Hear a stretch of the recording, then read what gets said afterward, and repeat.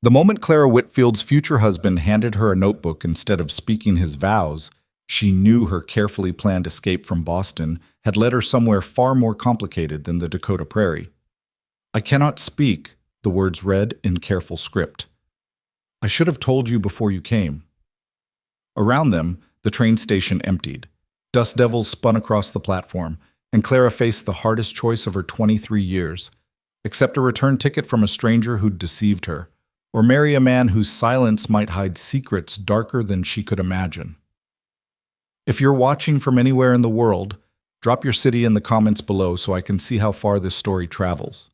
Hit that like button and stay until the end, because what Clara discovers about love, courage, and the voice of the heart will change everything you think you know about happy endings. The train's whistle cut through the afternoon air one final time before the engine began its slow departure from Timber Falls Station, leaving Clara Whitfield standing alone on a weathered platform with a single worn trunk and rapidly dissolving courage.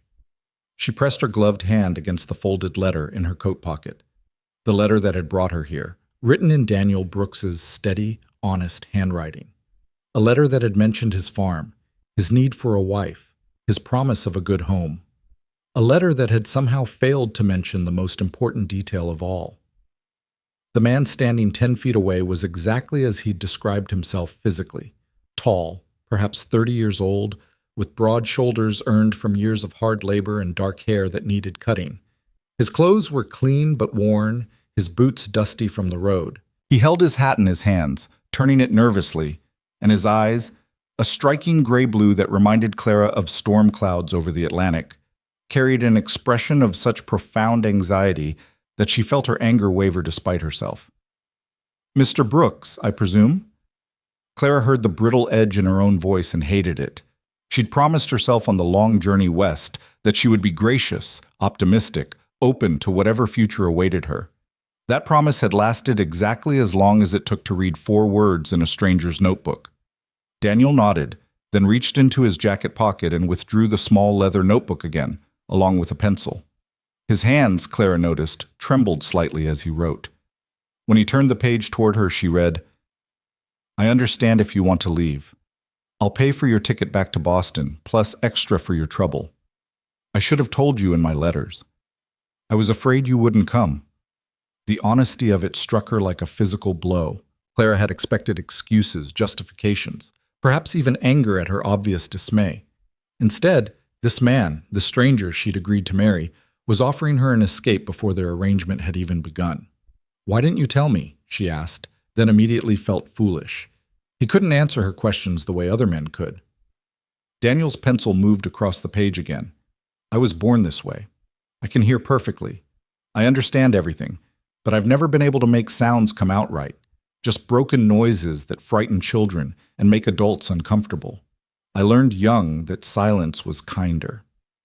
Clara looked away, across the empty platform to the town beyond. Timber Falls was smaller than she'd imagined. One main street lined with wooden buildings that looked like they'd been thrown up quickly and might blow away just as fast. Beyond the town, the prairie stretched endlessly in all directions, a sea of grass under a sky so vast it made her feel insignificant. She'd left Boston 3 weeks ago with nothing but her trunk, her mother's silver locket, and a desperate need to escape. Her father's debts had consumed everything after his death: the house, her mother's jewelry, even Clara's small inheritance from her grandmother. Her aunt had taken her in reluctantly, making it abundantly clear that Clara was a burden, an extra mouth to feed, a spinster niece at 23 who should have married years ago. The mail-order bride advertisements had seemed like deliverance, a chance to be wanted somewhere, even if it was by a stranger in a distant territory. A chance to build something of her own instead of withering away in her aunt's spare room, growing more invisible with each passing year. Now, standing in the Dakota dust with a man who couldn't speak, Clara wondered if she'd simply traded one impossible situation for another. How would we communicate? The practical question came out before she could stop it. How would we manage things? Daniel wrote quickly, as if he'd anticipated the question. I read lips very well. As long as you face me when you speak, I understand every word. I write clearly. We can use signals for quick things. My neighbors manage fine with me. Your neighbors know about this, Clara said, the realization dawning. Everyone in Timber Falls knows. Yes, I'm sorry. I thought if I told you in letters you'd refuse, and I really do need a wife. There was something in the way he'd written that last sentence, a vulnerability that made Clara's chest tighten. She studied his face more carefully. Despite his size and obvious strength, Daniel Brooks looked like a man who expected rejection, who'd armored himself against it, but never quite gotten used to the sting. "Why do you need a wife?" Clara asked. "The truth, please." Daniel hesitated, then wrote several lines. "The land is too much for one person. I need help with the animals, the garden, the house. But more than that, I'm lonely. I'm tired of empty rooms and silent suppers. I want someone to share this life with. Someone who might eventually see past what I can't do to what I can." Clara felt tears prick her eyes and blinked them back fiercely. She would not cry on this dusty platform in front of a stranger, no matter how his words affected her. "And what about children?" she asked, her cheeks flushing. "Did you consider that?" "Children can learn to speak normally even with a silent father. I've seen it happen, and they'd have you to talk to. If you stayed." That last part, "if you stayed," hung between them like a question mark. The afternoon sun was beginning its descent, painting the prairie in shades of amber and gold. In the distance, Clara could hear the sounds of Timber Falls coming to life as the working day ended, hammers on wood, voices calling greetings, a dog barking. "I don't know you," Clara said finally. "I don't know if you're kind or cruel, patient or demanding. I don't know your habits, your expectations, your temper." Daniel wrote carefully, "No, you don't. And I don't know you, but we both took a chance by starting this correspondence. Maybe we could take another chance by not ending it so quickly." "That's easy for you to say," Clara replied, surprised by the sharpness in her tone. "You're already home. I'm the one stranded in the middle of nowhere with a man who can't even—" She stopped herself, horrified by what she'd been about to say. But Daniel didn't look offended. Instead, he wrote, "Can't even speak. It's true. But I can work hard. I can keep my promises. I can be faithful. I can try to make you happy, even if I can't sweet-talk you like other men might." Clara laughed, a short, startled sound. "I've heard plenty of sweet talk from men in Boston, Mr. Brooks. It never amounted to much." Something changed in Daniel's expression, a slight softening around his eyes that might have been the beginning of a smile. He wrote, "Then maybe silence is an improvement." Despite everything, Clara felt her own lips curve upward. The absurdity of the situation was beginning to penetrate her shock. Here she was, haggling over marriage terms with a man she'd never heard speak, on a platform in the middle of the Dakota Territory, with nowhere else to go and no one waiting for her back in Boston who cared whether she lived or died. "If I stayed," she began slowly, "what would you expect of me? Specifically." Daniel wrote more extensively this time, flipping to a fresh page. "Help with the cooking and garden. Care for the chickens and collect eggs, mending and washing, company in the evenings. Eventually, if we suit each other, to be a true wife. But I won't force anything. We can have separate rooms as long as you need." Clara read it twice, trying to detect any hint of deception. But his handwriting remained steady, his expression open and anxious. "And if it doesn't work," she asked, "if we discover we can't suit each other, then I'll help you go wherever you want to go. I won't leave you stranded." It was the promise of escape, ironically, that made Clara consider staying. A man who offered her freedom was perhaps a man who could be trusted. "I have conditions," she said firmly, drawing herself up to her full height, which was still several inches shorter than Daniel's considerable frame. "I want my own space until we truly know each other. I want to be treated as a partner, not a servant. And I want honesty, complete honesty. No more surprises like today." Daniel nodded emphatically and wrote, "Agreed. All of it. I promise." "Then I suppose—" Clara took a deep breath. "I suppose we should get married before the courthouse closes." The relief that washed over Daniel's face was almost painful to witness. He wrote quickly, "The Reverend is expecting us. I sent word when I got your telegram saying you were coming."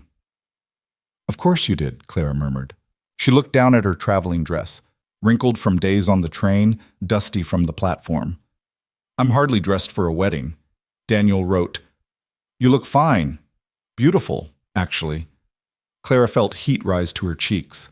"You're not supposed to flatter me yet, Mr. Brooks. We're not even married." His response was simple, just the truth. They married an hour later in the small church at the edge of Timber Falls, with the Reverend's wife and the town's elderly clerk as witnesses.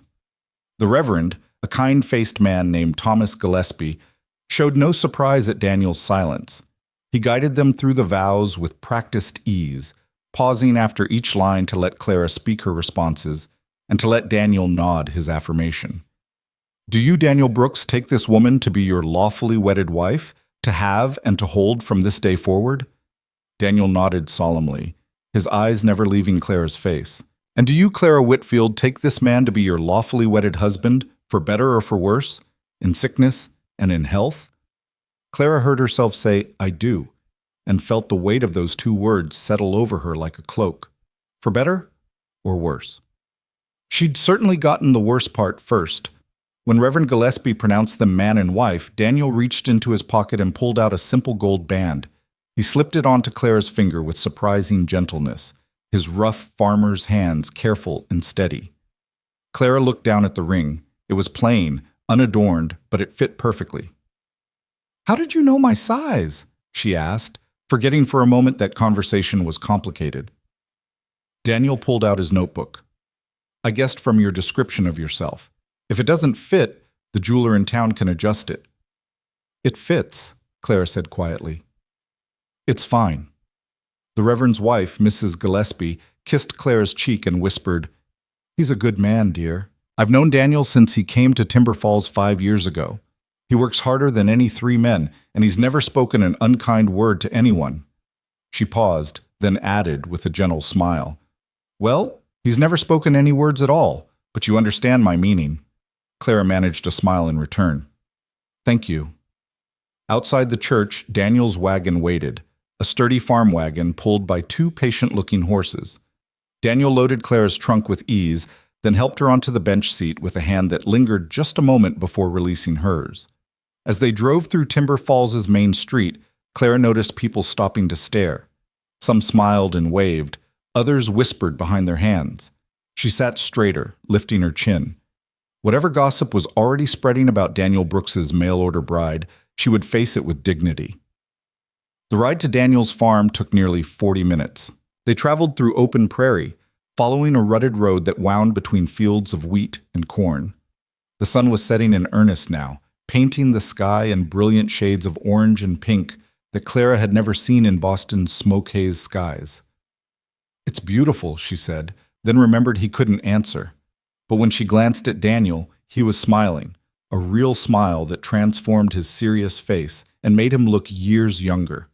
The farmhouse appeared gradually on the horizon, a simple wooden structure with a pitched roof and a wide porch. It sat on a gentle rise, surrounded by outbuildings, a barn, a chicken coop, what looked like a smokehouse, and a small stable. Fences marked out pastures where Clara could see shapes moving in the dimming light, cattle, she assumed, and perhaps horses.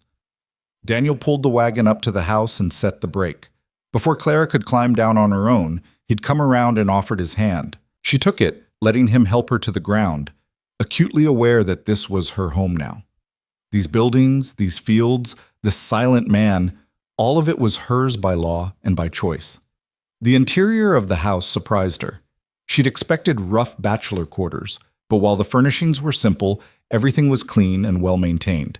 The main room served as both kitchen and living area, with a wood stove, a sturdy table, several chairs, and shelves lined with books. A hallway led to what she assumed were bedrooms. Daniel set her trunk down and pulled out his notebook. "I cleaned today. Your room is the one on the left. Mine is on the right. There's water in the pitcher for washing. Are you hungry?" Clara realized she was famished. She'd been too nervous to eat much on the train. "Yes, actually, very. I made stew this morning, just needs heating." Daniel moved to the stove with the easy confidence of someone used to cooking for himself. Within minutes, the scent of beef and vegetables filled the room. Clara removed her hat and coat, looking around more carefully. The books on the shelves were an eclectic mix: farming manuals, adventure novels, poetry, histories. "You like to read," she observed. Daniel glanced up from the stove and nodded enthusiastically. He gestured toward the books, then to himself, and shrugged as if to say, "What else would I do with my evenings?" "I like to read too," Clara said. "I brought some books in my trunk." Daniel's face brightened. He served the stew in simple bowls and set the table with the same careful attention he seemed to bring to everything. When they sat down to eat, Clara expected awkwardness, but instead found surprising comfort in the quiet. After weeks of her aunt's constant criticisms and the train's relentless noise, the peaceful silence felt like a gift. Daniel ate quickly but politely, pausing occasionally to watch Clara's face as if checking that she was all right. When she smiled at him uncertainly, he smiled back. After supper, Daniel cleared the dishes and wrote, "You must be exhausted from traveling. I'll show you your room."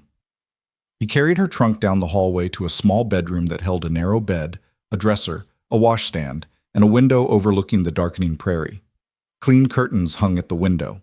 A quilt, obviously handmade, though not expertly, covered the bed.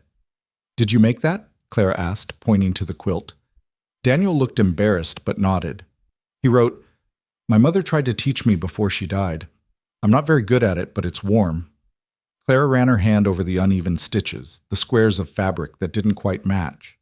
There was something touching about imagining this large, silent man bent over needlework, trying to make a bride he'd never met feel welcome. "It's perfect," she said softly. "Thank you." Daniel ducked his head, clearly uncomfortable with praise. He wrote, "Breakfast is usually at dawn, but sleep as long as you need tomorrow. You've had a long journey." He hesitated, then added, "Good night, Clara. I'm glad you stayed." Before she could respond, he'd left, pulling the door partly closed behind him. Clara sat on the bed, feeling the exhaustion of the past weeks crash over her like a wave. She was married to a stranger, a silent stranger in the Dakota Territory.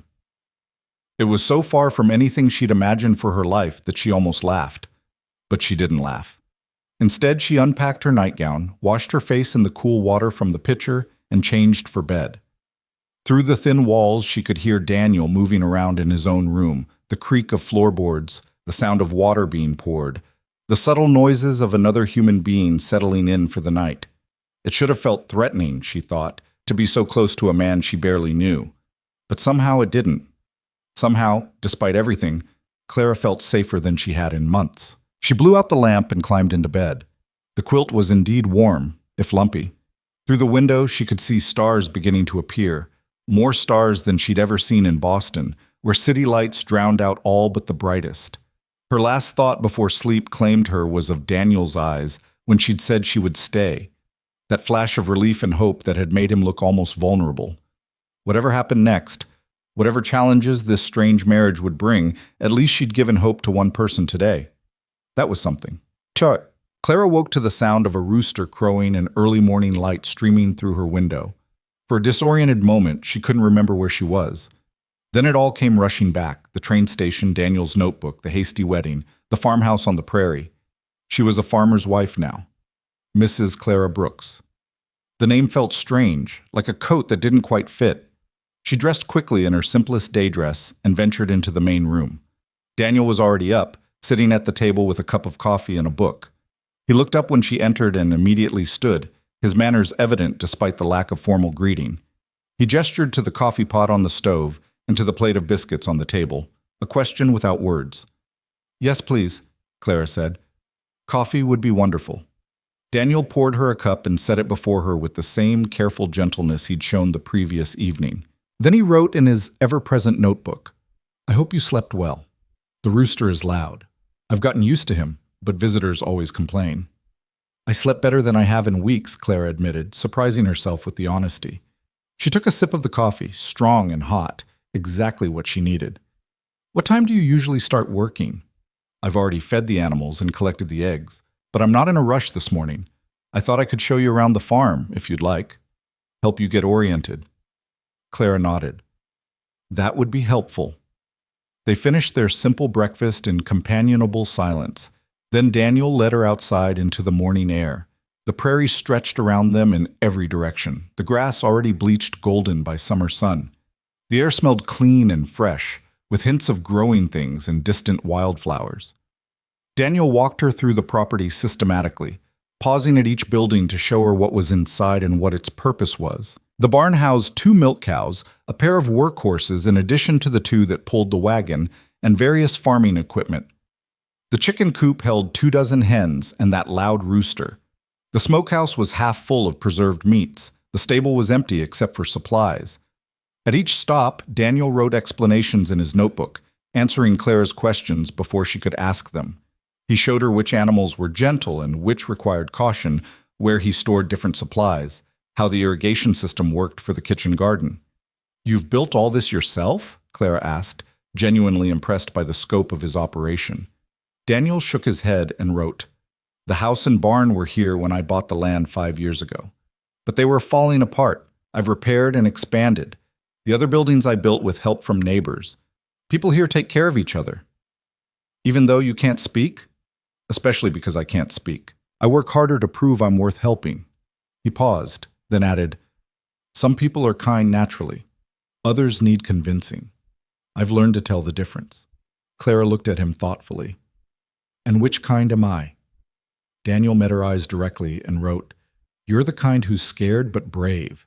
That's rarer than either kindness or cruelty." The observation caught Clara off guard. She looked away quickly, pretending interest in the chicken coop. "I'm not brave.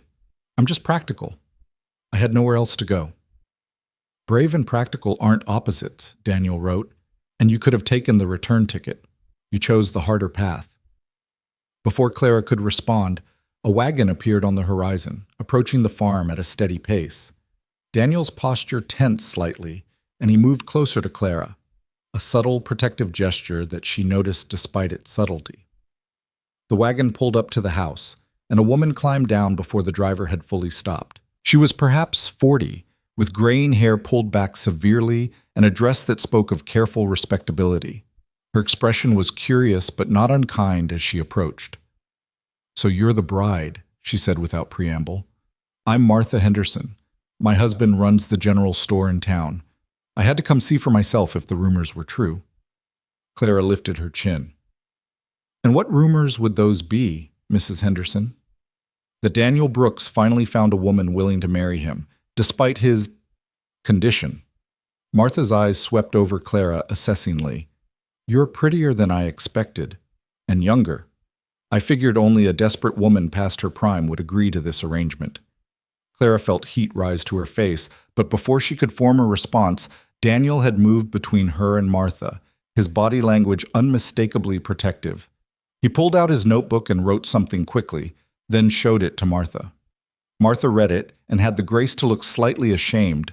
"Well, I didn't mean any offense. I'm just surprised is all." "What did he write?" Clara asked.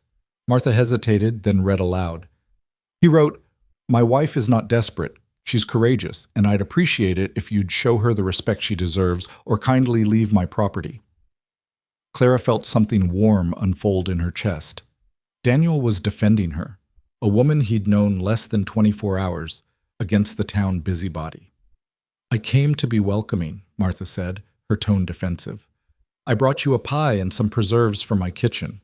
A wedding gift, even if the wedding was rather rushed."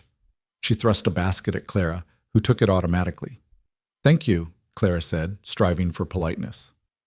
"That's very kind." Martha nodded, then turned back to her wagon. Over her shoulder, she called, "There's a ladies' social circle that meets every other Thursday at the church. You'd be welcome to join, if you've a mind to. We could always use another pair of hands with the quilting." After Martha's wagon disappeared down the road, Clara turned to Daniel. "Do you always defend women you barely know, or am I special?" Daniel wrote, "You're my wife. That makes you family, and I always protect family. Even when family is just a legal arrangement, especially then. Legal arrangements can become real ones if both people work at it." Clara studied his face, trying to read the man behind the silence. "Why did you really want a wife, Daniel? And don't tell me it's just for help with the farm. You've managed alone for 5 years." Daniel was quiet for a long moment, staring out at the prairie. Then he wrote slowly, carefully. "When my parents died, I thought I'd spend my whole life alone. People don't know how to talk to someone who can't talk back. They get uncomfortable, or they assume I'm stupid because I'm silent. I've had people shout at me like I'm deaf, I've had people ignore me like I'm not there. After a while, I started to believe maybe I wasn't worth knowing. He paused, flipped to a new page, and continued. But I didn't want to die alone and forgotten. I wanted someone to share meals with, to work beside, to sit with in the evenings. I wanted to matter to someone. And maybe, if I was lucky, to have children who might speak where I can't. Clara felt tears prick her eyes again. You matter, Daniel. You matter more than most men I've known who never stop talking. Daniel's expression softened. He wrote simply, "Thank you." The days that followed established a rhythm. Clara woke early, helped Daniel with the morning chores, spent afternoons working in the kitchen garden or mending clothes, and evenings reading by lamplight while Daniel worked on various repairs or read his own books. They communicated through Daniel's notebook, through gestures, through the slow development of a silent language unique to them. Clara learned that Daniel was methodical and patient, that he had a dry sense of humor that came through in his written observations, that he loved the land with a passion that was almost spiritual. She learned that he never slept past dawn, that he preferred coffee to tea, that he had a habit of leaving small gifts for her to find, a handful of wildflowers on her dresser, a smooth stone shaped like a heart, a book he thought she'd enjoy. For his part, Daniel seemed to study Clara with equal attention. He noticed when she was tired and quietly took over her chores. He noticed her love of reading and began leaving new books for her. He noticed her homesickness for Boston and created small touches of civilization, fresh flowers in a vase, a tablecloth for Sunday dinners, candles instead of just lamps. They were learning each other, slowly, carefully, like two people learning to dance without stepping on each other's feet. But there were challenges, too. Clara missed conversation, the flow of words back and forth, the spontaneity of spoken thoughts. Writing everything down was slow and deliberate, and some things felt wrong to write rather than say. She missed the sound of another voice, missed the casual companionship of verbal exchange. And there were moments of deep loneliness, standing in the endless prairie silence, when she wondered if she'd made a terrible mistake. Moments when the vastness of the land and the quietness of her life felt like a prison rather than a fresh start. 3 weeks into their marriage, those feelings came to a head. Claire was in the kitchen, kneading bread dough with more force than necessary, when Daniel came in from the fields. He'd been working since before dawn, and exhaustion showed in the set of his shoulders. But he smiled when he saw her, that gentle smile that had become familiar. He reached for his notebook, but Clara surprised them both by snapping, "Can't you just talk? Can't you just say something, anything, instead of always writing?" The words hung in the air between them, sharp and cruel. Daniel's hand froze on his notebook. His expression closed down, all the warmth draining from his face. Clara felt immediate shame wash over her. "I'm sorry, I didn't mean—" But Daniel was already backing away, his eyes dark with hurt. He turned and left the house, his footsteps heavy on the porch steps. Clara stood in the kitchen, flour on her hands, tears streaming down her face. What had she done? She'd struck at the one thing Daniel couldn't change, couldn't fix, couldn't overcome no matter how hard he tried. She washed her hands quickly and followed him outside. He was sitting on the porch steps, his back to the house, staring out at the prairie. When she sat down beside him, he didn't acknowledge her presence. "I'm sorry," Clara said quietly. "That was cruel and unfair. I was feeling lonely, and I took it out on you. But loneliness isn't your fault." Daniel didn't move. "Please," Clara continued, "please look at me." Slowly he turned his head. His eyes were wet, Clara realized with shock. She'd made this strong, gentle man cry. "I came here expecting things to be different from Boston," Clara said. "But I didn't expect them to be easy. Marriage is never easy, I suppose, even when both people can speak. We're still strangers in many ways. We're still learning, and I made a mistake just now, a terrible mistake." Daniel pulled out his notebook with shaking hands. He wrote, "I know I'm not what you wanted. I know I'm not what any woman would want. But I'm trying my best." "You are what I want," Claire said fiercely. "Or at least you're becoming what I want. Do you understand? I'm not unhappy with you. I'm adjusting, and sometimes that's hard. But it has nothing to do with your silence and everything to do with my own fears." "What are you afraid of?" Clara took a deep breath. "I'm afraid I'll never belong here. I'm afraid I'll always feel like an outsider on this prairie. I'm afraid we'll live as strangers our whole lives, sharing a house, but never truly sharing ourselves. I'm afraid of the silence, but not because you can't speak, because I don't know if the silence means contentment or distance. Daniel wrote for a long time. When he showed her the page, Clara had to blink back tears. I'm afraid of all those things too. I'm afraid you'll wake up one day and realize you made a mistake. I'm afraid I'll never be able to give you the life you deserve. I'm afraid my silence will become a wall between us instead of just a fact about me. But I'm willing to work through the fear if you are. I'm willing to try, Clara. Every day I'm willing to try. Clara reached out and took his hand, the first time she'd initiated physical contact since their wedding. His hand was rough from work, warm despite the evening air, solid and real. Then we'll try together, she said, and we'll forgive each other when we fail, because we will fail. That's what it means to be human. Daniel squeezed her hand gently and wrote one-handed, "Thank you." They sat together on the porch steps as the sun set, hands intertwined, watching the prairie turn gold and crimson and violet. And in the silence that surrounded them, Clara finally heard what she'd been missing. Not the absence of sound, but the presence of understanding. Not emptiness, but peace. It was a beginning. Not the beginning she'd imagined when she stepped off that train, but perhaps a better one. Slower, quieter, deeper. A beginning built on honesty instead of romance, on choice instead of circumstance, on the small daily acts of showing up and trying rather than grand gestures and passionate declarations. That night, after supper, Daniel set a package on the table in front of Clara. She unwrapped it to find a blank journal and a fountain pen. His note explained, "So you can write too. When words need to be said but not spoken, we can leave each other messages, thoughts, feelings, a conversation on paper." Clara opened the journal to the first page and wrote, "This is perfect. Thank you for understanding what I need, even when I don't know how to ask for it." When Daniel read it, he smiled, that transformative smile that made him look young and hopeful. He took the journal and wrote beneath her words, "Thank you for staying, even when I gave you every reason to leave." Clara wrote back, "Thank you for making me glad I stayed." They passed the journal back and forth for an hour, writing thoughts they couldn't quite say face to face, building a bridge between their separate silences.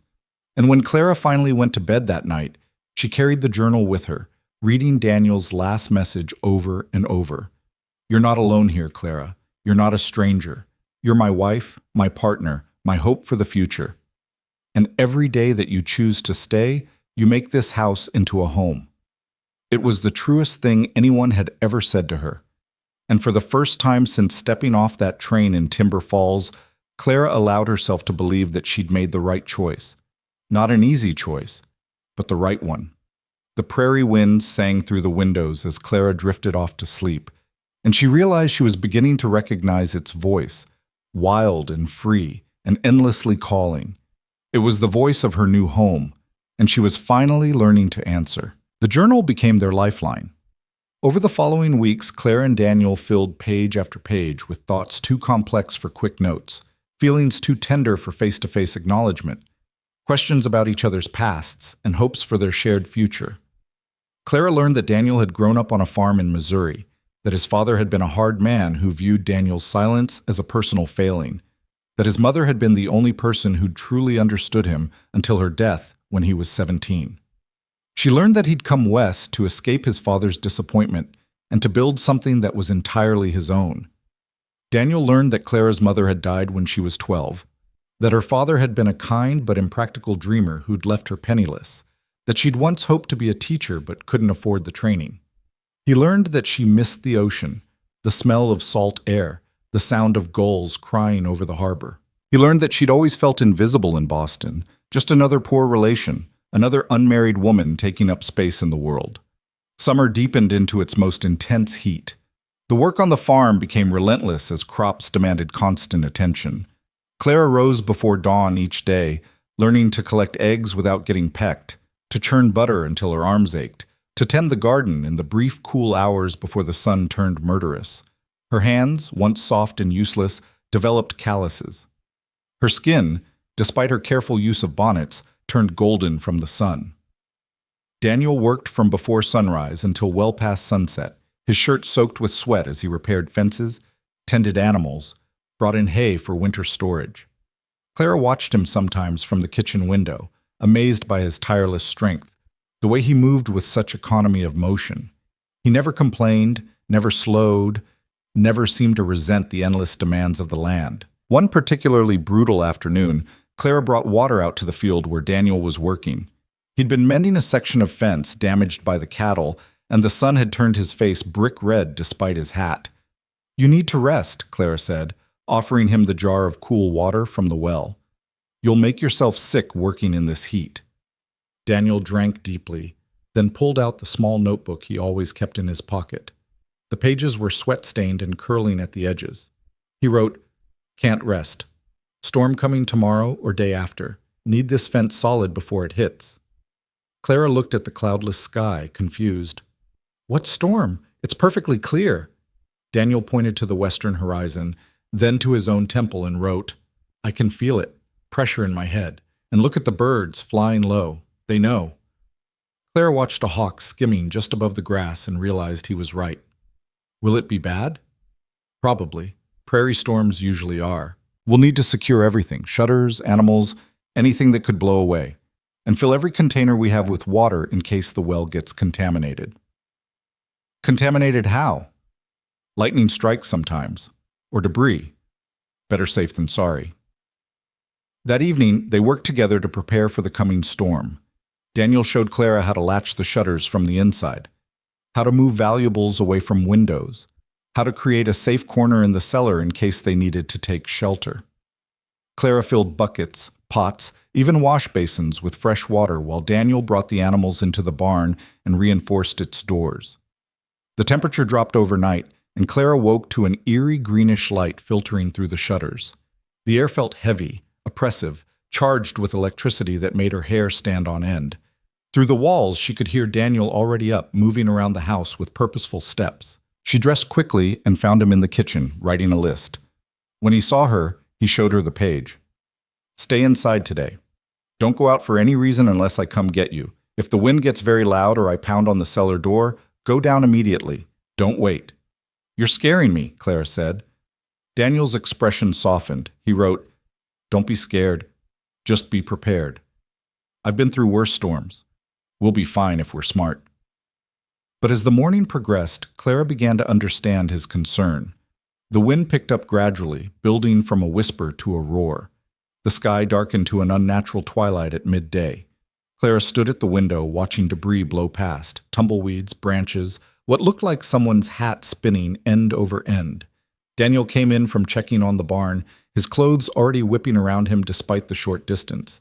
He was soaked from rain that had just begun to fall in heavy, wind-driven sheets. He wrote, "It's going to be bad. I need to check on the Mitchells, the family 2 miles east. Their barn roof was already weak. Stay here." "You can't go out in this." Clara grabbed his arm. "It's too dangerous. They have small children.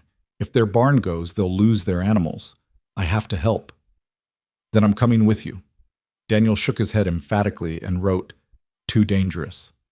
"Please, Clara, stay here where it's safe." But Clara had already grabbed her coat. "I'm your wife.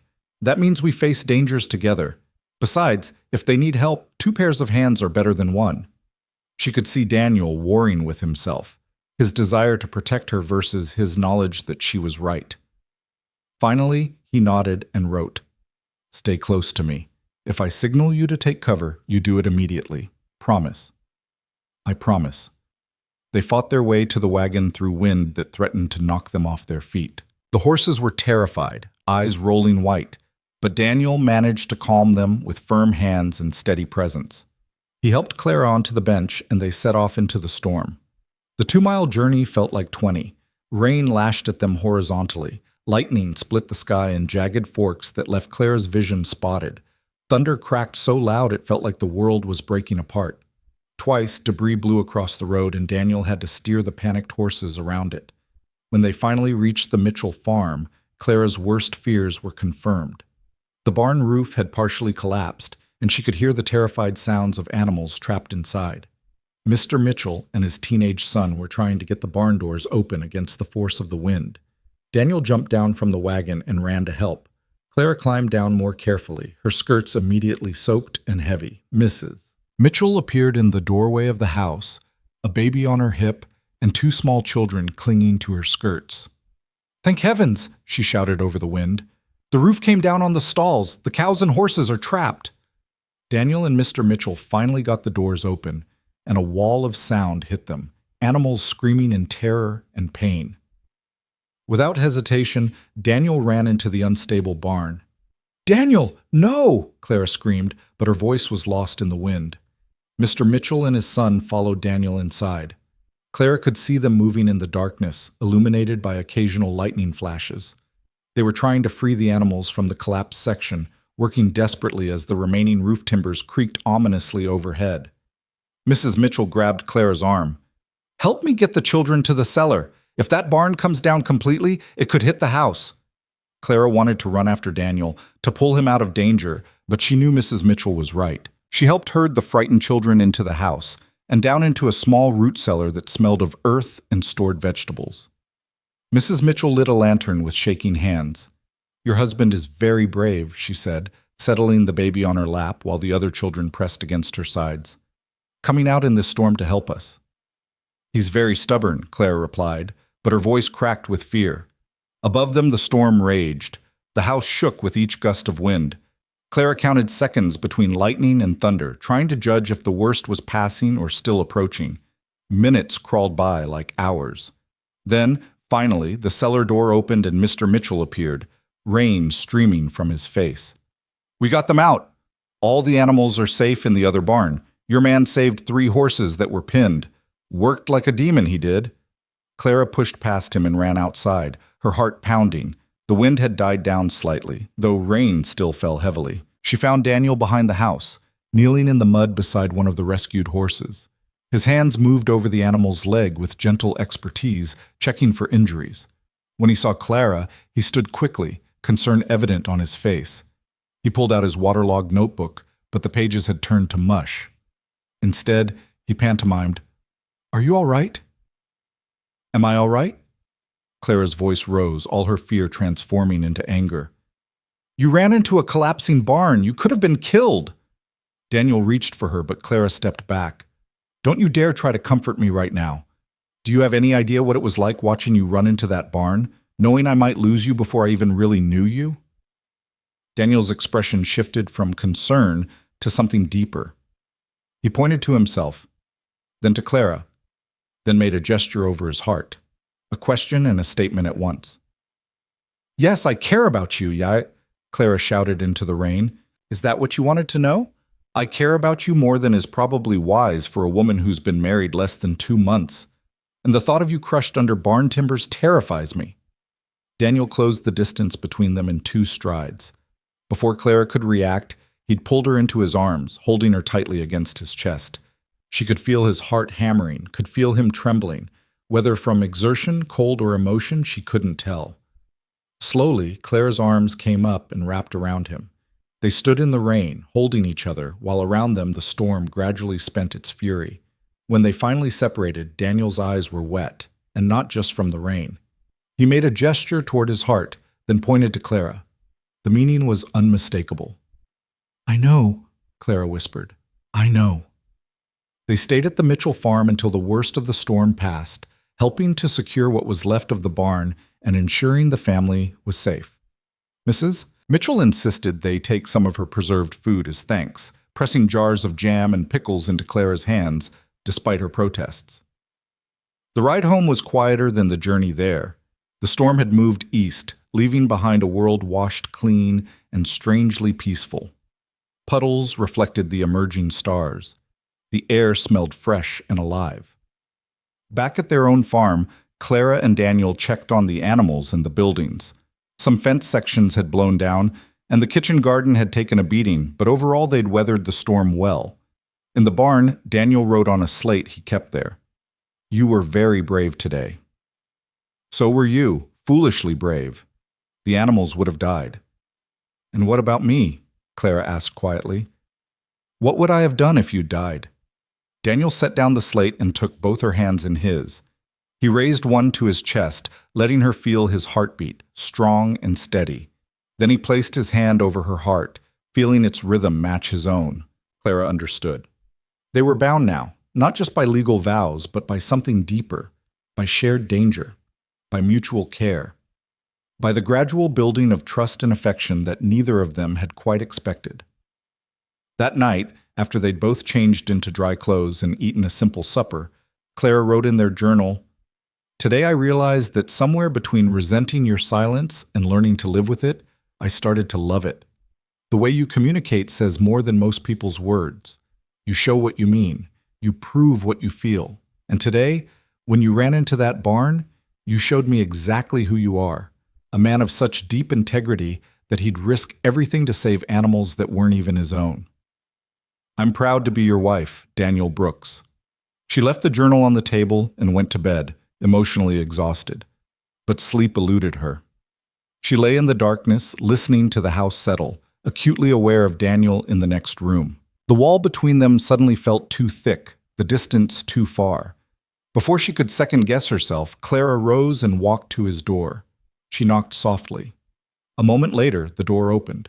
Daniel stood there in his nightshirt, his hair tousled, eyes questioning. "I don't want to sleep alone anymore," Clara said simply. "Not as strangers. I want—" She paused, gathering courage. "I want to be your wife, in truth, if you'll have me." Daniel's expression transformed. He stepped back, inviting her into his room, into their room now, and closed the door gently behind her. In the lamplight, his eyes held such tenderness that Clara felt tears spring to her own. He touched her face carefully as if she might break. Then he leaned down and kissed her with the gentleness that made her heart ache. It was a kiss of promise, of commitment, of two lonely people finding home in each other. The following morning, Clara woke wrapped in Daniel's arms, morning light streaming through the window. She turned to find him already awake, watching her with an expression of such contentment that she had to smile. "Good morning, husband," she whispered. He smiled back and reached for the slate he'd brought from the barn. He wrote, "Good morning, wife. Best morning of my life." From that day forward, their marriage transformed. They were no longer two strangers sharing a house, but true partners building a life together. Daniel began teaching Clara the deeper knowledge of farming, how to read weather signs, how to doctor sick animals, which crops to plant where. Clara taught Daniel things too: how to make the simple farmhouse feel like a real home, how to preserve food in new ways she'd learned from her mother, how to laugh at small absurdities. They developed their own shorthand communication, gestures and expressions that needed no written translation. A certain look from Daniel meant the well-needed checking. A particular tilt of Clara's head meant she'd had an idea. They could carry on complex conversations without Daniel's notebook, reading each other with increasing accuracy. But the notebook still appeared for important things, and the journal continued to fill with thoughts too precious for casual exchange. Clara treasured those written conversations, reading back through them sometimes and marveling at how they'd both changed, how they'd grown toward each other like two trees whose branches had intertwined. Summer turned to fall, and Clara discovered she was pregnant.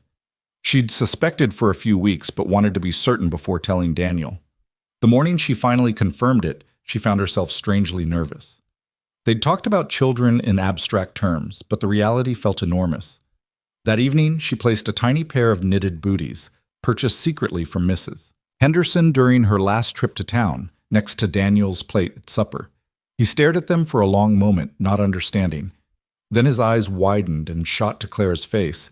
She nodded, unable to speak past the lump in her throat. Daniel's hands shook as he reached for his notebook. "Are you sure?" "I'm sure." "When?" "Late spring, I think. April or May." Daniel stood so abruptly his chair fell backward. He crossed to Clara in 2 strides and pulled her up into his arms, spinning her in a circle despite her laughing protests. When he set her down, his face was wet with tears, his smile so wide it looked like it might split his face in two. He wrote frantically, "I can't believe it. A baby. Our baby. Are you happy? Are you scared? Are you feeling all right? Do you need to rest more? Should you stop doing heavy work?" Clara laughed at the barrage of questions. "I'm happy. a little scared, feeling mostly fine, and I can still work. The doctor said I should keep active as long as I feel up to it. You saw a doctor already? Last week in town. I wanted to be absolutely certain before I told you. Thank you. Thank you for this gift. It's not just my gift, Daniel. We made this baby together. He pressed his hand gently against her still flat stomach, wonder and awe written across his features. Then he knelt down and pressed his forehead against her belly, his shoulders shaking with silent sobs of joy. Clara ran her fingers through his hair, her own tears falling freely. We're going to be parents, she whispered. Can you believe it? Daniel looked up at her and wrote with one hand, I can't wait to meet our child, to watch them grow, to teach them about the land and see you teach them about kindness and courage. You'll teach them those things too, Clara said. You're the most courageous man I know. The news spread through Timber Falls within days. Small towns had few secrets. The response was mixed, but mostly positive. Mrs. Mitchell brought over baby clothes her own children had outgrown. The Reverend's wife offered to help with the birth when the time came, as she'd assisted with half the babies born in the territory. Even Martha Henderson softened, bringing over a beautifully crocheted baby blanket and actually smiling warmly at Clara. But there were also whispers. Clara heard them when she went to town. Concerns about whether a silent father could properly raise a child, speculation about whether the baby might be afflicted like Daniel, cruel jokes about what kind of family they'd make. One afternoon, while Clara was at the general store purchasing fabric for baby clothes, two women she didn't know well spoke just loud enough for her to hear. Poor thing, having a baby with that mute, one said. What if the child can't speak either? Even if it can, imagine growing up with a father who can't talk back, the other replied. That's no kind of childhood. Clara felt anger surge through her veins. She set down the fabric bolt with deliberate care and turned to face the women. Excuse me, she said clearly, drawing the attention of everyone in the store. I couldn't help but overhear your conversation about my husband. The women had the grace to look embarrassed. My husband, Clara continued, her voice steady but hard as iron, is the finest man I've ever known. He works harder than any 3 men in this town. He's kind, generous, honest, and brave. He saved the Mitchell family's animals during the storm, at great risk to himself. He's built a thriving farm from almost nothing, and he will be an excellent father to our child. But he can't even speak to, one woman began. He communicates perfectly well, Clara cut her off. Better than most people who never stop talking but have nothing of value to say. My husband listens, he pays attention, he thinks before he responds. And he treats people with respect unless they prove they don't deserve it. She picked up her fabric and walked to the counter where Mr. Henderson stood watching with obvious approval. Will that be all, Mrs. Brooks? He asked. Yes, thank you. Clara paid for her purchase and turned back to the gaping women. My child will grow up knowing that true communication comes from the heart, not just the mouth. They'll learn that actions speak louder than words, and they'll learn that dignity and strength have nothing to do with whether you can make sounds and everything to do with how you treat others. She walked out of the store with her head high, her hands trembling only slightly. When she told Daniel about the incident that evening, he wrote, I'm sorry you had to defend me. That can't be easy. It was easier than you think, Clara replied, because every word was true. And Daniel, you need to stop apologizing for who you are. Your silence isn't a flaw or a weakness. It's just part of you, like my brown eyes or your height. Some people will never understand that, and that's their failing, not yours. Daniel pulled her close and held her for a long time. When he finally released her, he wrote, How did I get so lucky to find you? I think we found each other, Clara said, against all odds. As fall deepened into winter, the farm work shifted to maintenance and preparation. Daniel spent his days repairing equipment, cutting firewood, and ensuring they had enough supplies to last through the harsh Dakota winter. Clara preserved the last of the garden harvest, mended clothes, and prepared the house for the cold months ahead. Her pregnancy progressed normally, though the morning sickness was brutal.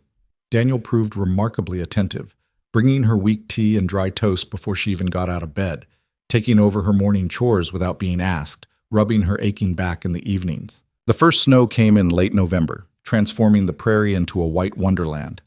Clara stood at the window, watching fat flakes drift down, and felt Daniel come up behind her. He wrapped his arms around her, his hands resting on her now rounded belly. "It's beautiful," she said softly. Daniel pulled out his ever-present notebook and wrote, "You're beautiful. You and our baby both."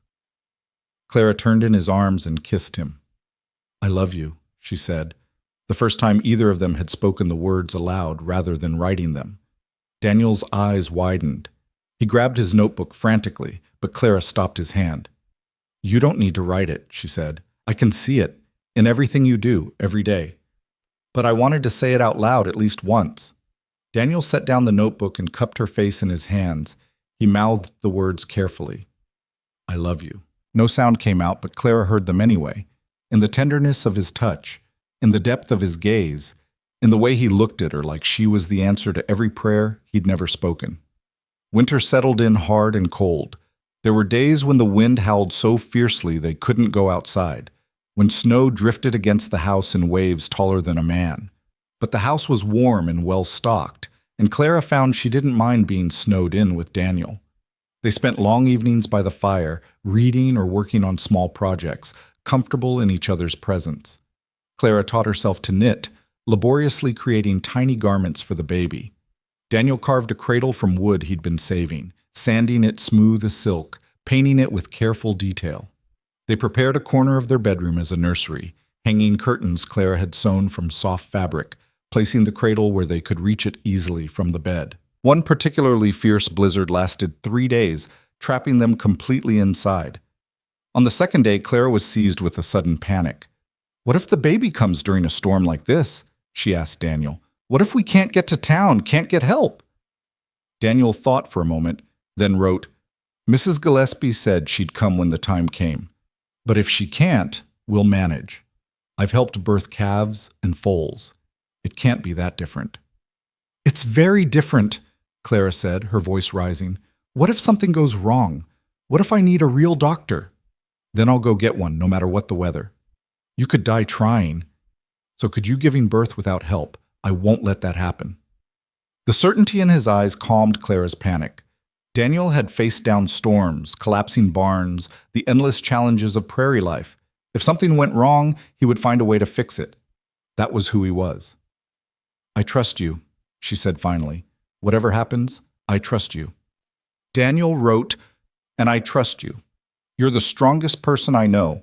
You crossed the country alone to marry a stranger. You've built a life in a hard place. You faced down those women in the store. You can do this too." Christmas came quietly. Daniel surprised Clara with a rocking chair he'd built in the barn during stolen moments. Clara gave him a new leather journal, this one larger than their shared one, embossed with his initials. "For your own thoughts," she explained, "things you might want to write just for yourself." On Christmas night, they sat by the fire, Clara in her new rocking chair, Daniel on the floor beside her. He rested his head against her knee while she ran her fingers through his hair. Outside, snow fell soft and silent. Inside, warmth and peace filled every corner. "I'm glad I stayed," Clara said suddenly. "That day at the station, I almost didn't. I was so close to taking that return ticket." But Daniel looked up at her and smiled, then reached for the shared journal. He wrote, "I'm glad you stayed too. You've turned this house into a home. You've turned my life into something worth living." "You always had a life worth living," Clara corrected gently. "I just get to share it now." "We share it. Everything. That's what marriage means." "Yes," Clara agreed, feeling their baby kick against her hand. "Everything." As winter deepened toward spring, Clara's pregnancy advanced. She grew large and uncomfortable, her back aching constantly, her sleep disrupted. But Daniel never complained about the extra work, about taking over her tasks, about being woken multiple times each night when she needed help getting comfortable. One evening in late March, Clara felt the first real contractions. They were mild at first, easily dismissed as false labor, but as the night progressed, they grew stronger and more regular. "Daniel," she whispered, shaking him awake, "I think it's time." He was on his feet instantly, lighting lamps, checking the weather outside. Snow was falling lightly, not a blizzard, but steady enough to make travel difficult. He wrote quickly, "I'll ride to town for Mrs. Gillespie. It's dark. The roads will be treacherous. I'll be careful. But we need her here. Before Clara could argue, another contraction gripped her, stronger than before. She gasped and grabbed the bedpost, breathing through the pain. Daniel's face went pale. He helped her back to the bed, made sure she was comfortable, then pulled on his coat and boots. Before leaving, he knelt beside the bed and pressed his forehead to hers, a silent promise that he'd return. Then he was gone, and Clara was alone with her fear and the growing certainty that their baby would not wait much longer. The minutes stretched into an eternity. Clara paced the bedroom when she could, gripping the furniture when contractions came, trying to remember everything Mrs. Gillespie had told her during their conversations about childbirth. The pain was worse than she'd imagined, waves of pressure that seemed to split her body in half, but fear drove deeper than the physical agony. Daniel was out there in the dark and snow, and she was here alone with a baby demanding entry into the world. She lost track of time. The contractions came closer together, harder, until she could barely catch her breath between them. Clara made her way to the bed, knowing she couldn't stay on her feet much longer. The lamp flickered on the nightstand, casting dancing shadows on the walls. Then she heard it. Hoofbeats thundering up to the house, multiple horses moving fast. The front door crashed open, and footsteps pounded through the house. Mrs. Gillespie burst into the bedroom with Daniel right behind her, both of them covered in snow, breathing hard. "Thank heavens!" Clara gasped as another contraction seized her. I was afraid." "Hush now, dear," Mrs. Gillespie said, already removing her coat and rolling up her sleeves. "We're here." Daniel rode like the devil himself was chasing him. Nearly gave me a heart attack pounding on my door at this hour, but here we are. She turned to Daniel and spoke clearly, making sure he could see her face. "Boil water, bring clean towels, then wait in the other room unless I call you." Daniel hesitated, his eyes locked on Clara's face. She could see the terror there, the desperate wish to stay and help even though he knew he couldn't. "Go," Clara told him through gritted teeth. "I'll be all right. Mrs. Gillespie knows what she's doing." He nodded jerkily and left. But Clara could hear him moving frantically in the kitchen, the clang of pots, the rush of water. Mrs. Gillespie examined Clara quickly and efficiently. "First babies take their time usually, but this one seems eager," she announced. "Won't be long now. You're doing wonderfully, dear. Just keep breathing through the pains." The next hours blurred together in a haze of pain and effort. Mrs. Gillespie coached Clara through each contraction, her voice steady and calm, even when Clara thought she couldn't endure another moment. Daniel appeared periodically with hot water and fresh towels, his face pale and strained. Each time, Clara tried to smile at him, to let him know she was managing, but she suspected her expressions looked more like grimaces. Just before dawn, with the sky beginning to lighten outside the window, Mrs. Gillespie said firmly, "Next contraction, you push with everything you have. Your baby's ready to meet you." Clara bore down with strength she didn't know she possessed, her scream filling the small house. She heard Daniel's footsteps running toward the bedroom, heard Mrs. Gillespie shout at him to stay back, heard her own voice making sounds she'd never made before. And then, suddenly, miraculously, a new sound joined the chaos, a thin, furious wail that cut through everything else. "It's a girl," Mrs. Gillespie announced, her face breaking into a wide smile. "A beautiful, healthy girl." Clara collapsed back against the pillows, tears streaming down her face as Mrs. Gillespie placed a squirming, red-faced bundle on her chest. The baby's cries filled the room, indignant and strong, and Clara had never heard anything more beautiful in her life. The bedroom door opened slowly, and Daniel appeared, his eyes wide with wonder and fear. Mrs. Gillespie beckoned him forward. "Come meet your daughter," she said gently. Daniel approached the bed like he was walking on sacred ground. He stared down at the tiny baby in Clara's arms, his face cycling through so many emotions Clara couldn't track them all. Awe, terror, joy, overwhelming love. His hands trembled as he reached out, then pulled back, clearly afraid to touch something so small and fragile. "She won't break," Clara said softly, exhausted but happier than she'd ever been. "Hold her, Daniel. She's your daughter too." With infinite care, Daniel took the baby from Clara's arms. The infant looked impossibly small against his broad chest, her tiny fist waving in the air. Daniel cradled her with surprising competence, supporting her head instinctively, and the baby's cries began to quiet as she settled against the warmth of her father's body. Daniel looked up at Clara, and she saw tears streaming down his face. His mouth moved, forming words she couldn't hear but understood perfectly. "Thank you, thank you, thank you." Mrs. Gillespie bustled around cleaning up, giving them a moment of privacy. Clara watched Daniel with their daughter, saw the way he gazed at her like she was the most precious thing in the world, and felt her heart expand to a size she hadn't known was possible. "What should we name her?" Clara asked. Daniel couldn't write with his hands full of baby, so Clara continued, "I was thinking, Rose, after your mother, if that's all right with you?" Daniel's eyes filled with fresh tears. He nodded emphatically, then bent to kiss the baby's tiny forehead. Rose. Their daughter, Rose. Mrs. Gillespie stayed through the morning, making sure both Clara and the baby were doing well, showing Clara how to nurse, giving Daniel instructions for the next few days. Before she left, she pulled Daniel aside. Clara watched through the bedroom door as the older woman spoke carefully, ensuring he could read her lips. "That's a good baby you have there, Daniel Brooks, and a brave wife. You take care of them both, you hear? And if anything seems wrong, anything at all, you come fetch me immediately.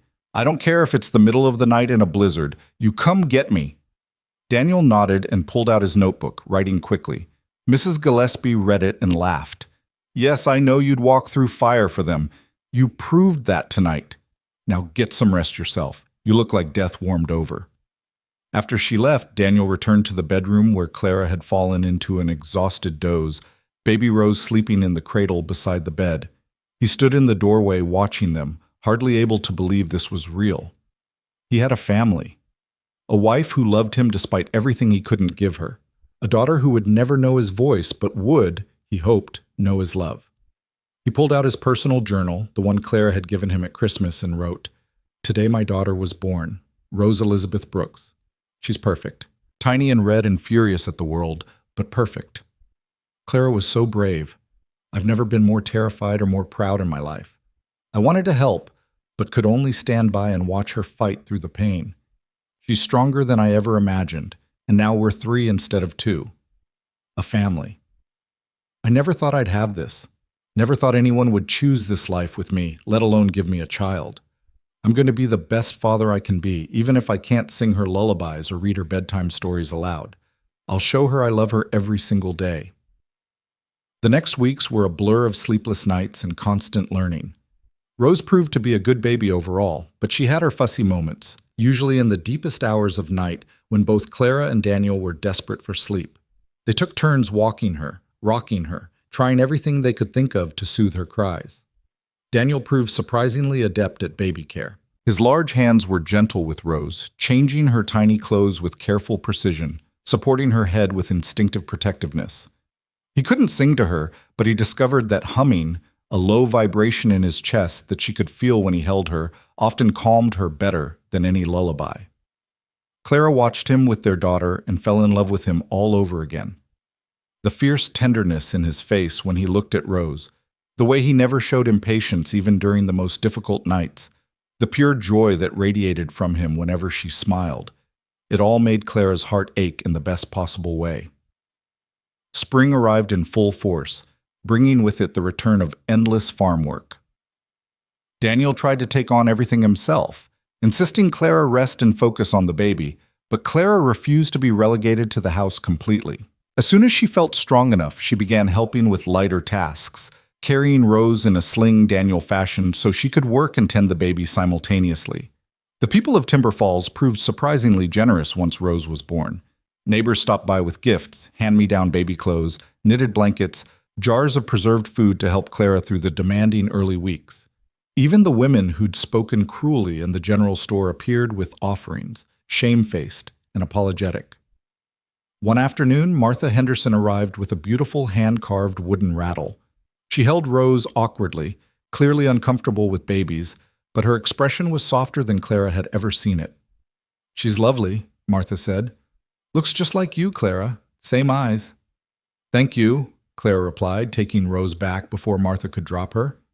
"Would you like some tea?" Over tea, Martha surprised Clara by apologizing. "I wasn't kind when you first arrived. I judged your situation without knowing anything about it. But I've watched you and Daniel this past year, and I was wrong. You two have a real marriage, a good one, better than most folks who've been together for decades. We work at it, Clara said simply. Every day. That's what marriage should be, I suppose. Work and commitment, not just pretty words. Martha paused, then added, Daniel's lucky to have you.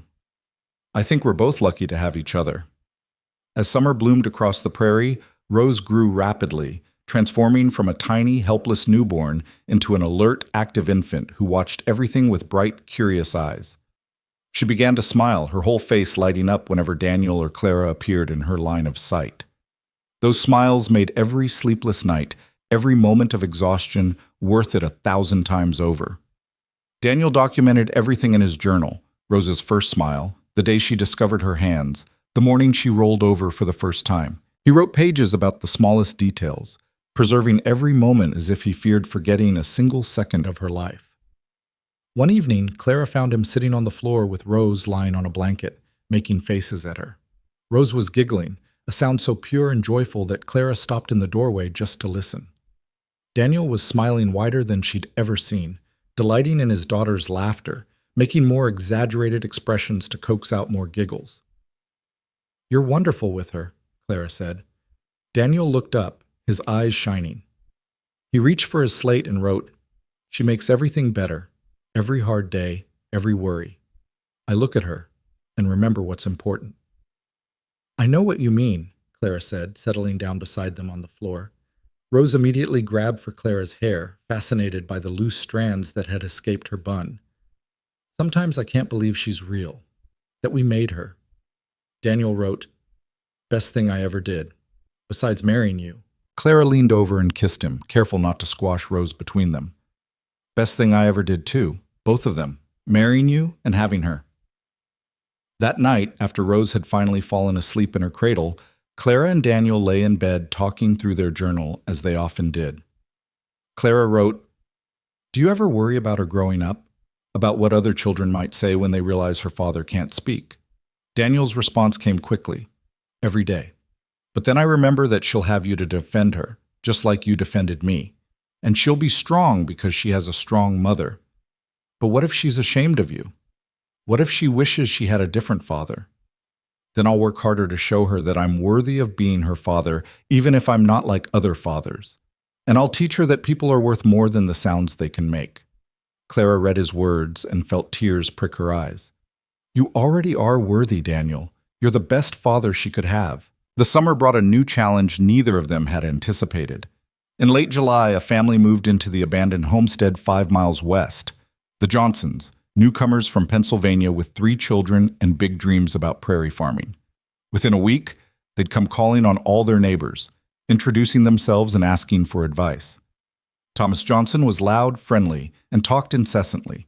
His wife Margaret was quieter but kind, and their children, 2 boys and a girl, were polite enough if a bit wild from the journey west.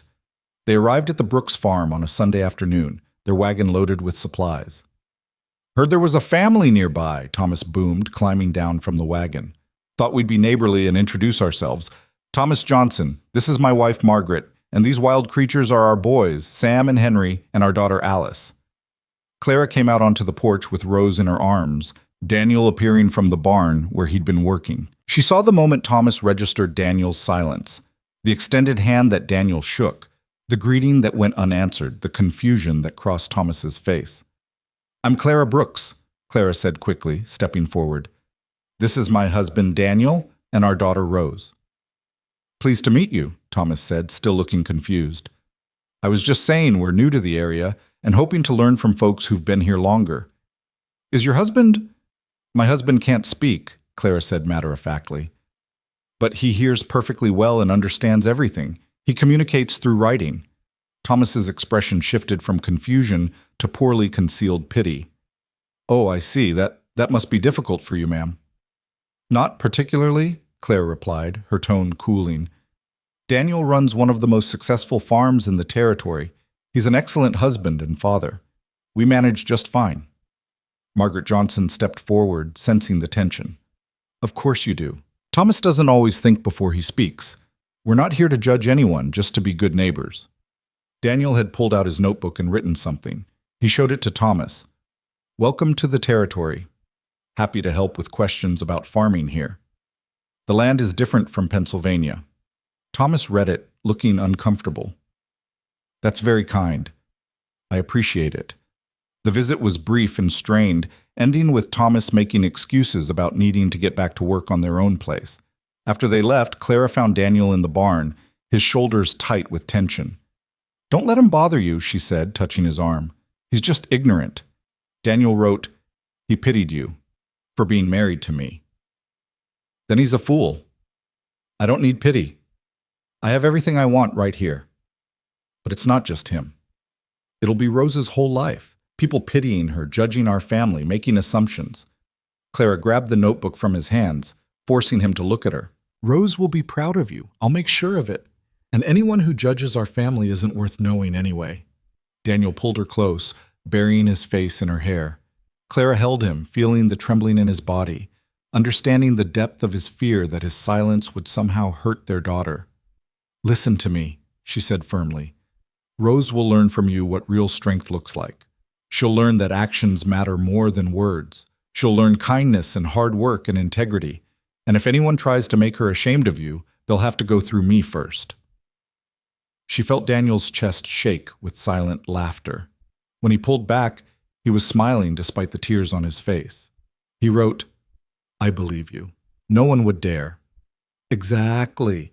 Now stop worrying about people who don't matter and come see your daughter. She's been trying to eat her own feet for the last 10 minutes, and I think she might succeed." Despite the rocky start, the Johnsons proved to be decent neighbors once Thomas learned to think before speaking. Margaret became a friend to Clara, the two women trading recipes and baby advice over cups of tea. The Johnson children were fascinated by Daniel's silence at first, staring and whispering, but Daniel won them over by teaching them how to catch frogs in the creek and letting them help with small farm tasks. Little Alice Johnson, who was 7, became especially attached to Daniel. She followed him around during visits, chattering constantly, not seeming to mind that he never answered verbally. Daniel communicated with her through gestures and by drawing pictures in the dirt, and Alice accepted this as perfectly normal. One afternoon, Clara overheard Alice explaining to her brothers, "Mr. Brooks doesn't need to talk because he shows you things instead.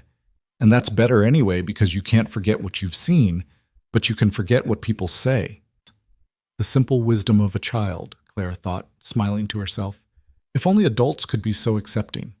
As fall approached and Rose grew stronger and more aware, Clara began to notice something remarkable. Rose responded to Daniel's touch and presence with such obvious joy that it was clear his silence meant nothing to her. She knew her father by his gentle hands, by the rumble of his humming against her ear, by the smell of him and the safety of his arms. She didn't need words to know she was loved. The first time Rose reached for Daniel specifically, choosing him over Clara when they were both present, Daniel's face transformed. He looked like a man who'd been given an unexpected gift, something precious beyond measure. He picked her up carefully and carried her outside to show her the sunset, the two of them silhouetted against the orange and pink sky. Clara watched from the window, her hand pressed to her chest where her heart felt too full. This was their life now, not the one she'd imagined when she left Boston, but something better, something real and hard-won and infinitely precious. August brought the incident that would cement Daniel's place in the community's eyes. The Johnsons' oldest boy, Sam, had been playing near the creek that ran through both properties when he fell through thin ice that had formed overnight during an unseasonably cold snap. His screams brought both families running. Daniel reached the creek first, already pulling off his boots and coat. The water was numbingly cold, the current stronger than it looked, and Sam was being pulled downstream toward a section where the creek deepened dangerously. Without hesitation, Daniel plunged into the water. Clara arrived at the creek bank just in time to see him fighting against the current, pushing toward the terrified boy.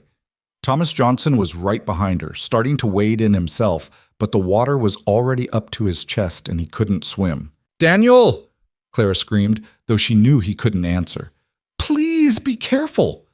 She watched in terror as Daniel reached Sam, grabbed the boy's collar, and began pulling him toward the bank. The current fought him every inch of the way. Daniel's face was white with cold, his movements slowing, but he didn't let go of Sam. Thomas waited out as far as he dared, reaching desperately for his son. Other neighbors were arriving now, drawn by the commotion. Two men jumped into the shallower water to help, creating a human chain that finally managed to pull both Daniel and Sam to safety. Sam was coughing and crying, but alive. Daniel collapsed on the bank, shaking violently from the cold. Clara dropped to her knees beside him, pulling off her shawl to wrap around his shoulders. "You could have died," she said, her voice breaking. "You could have drowned." Daniel's lips were blue, his teeth chattering too hard to even attempt a response.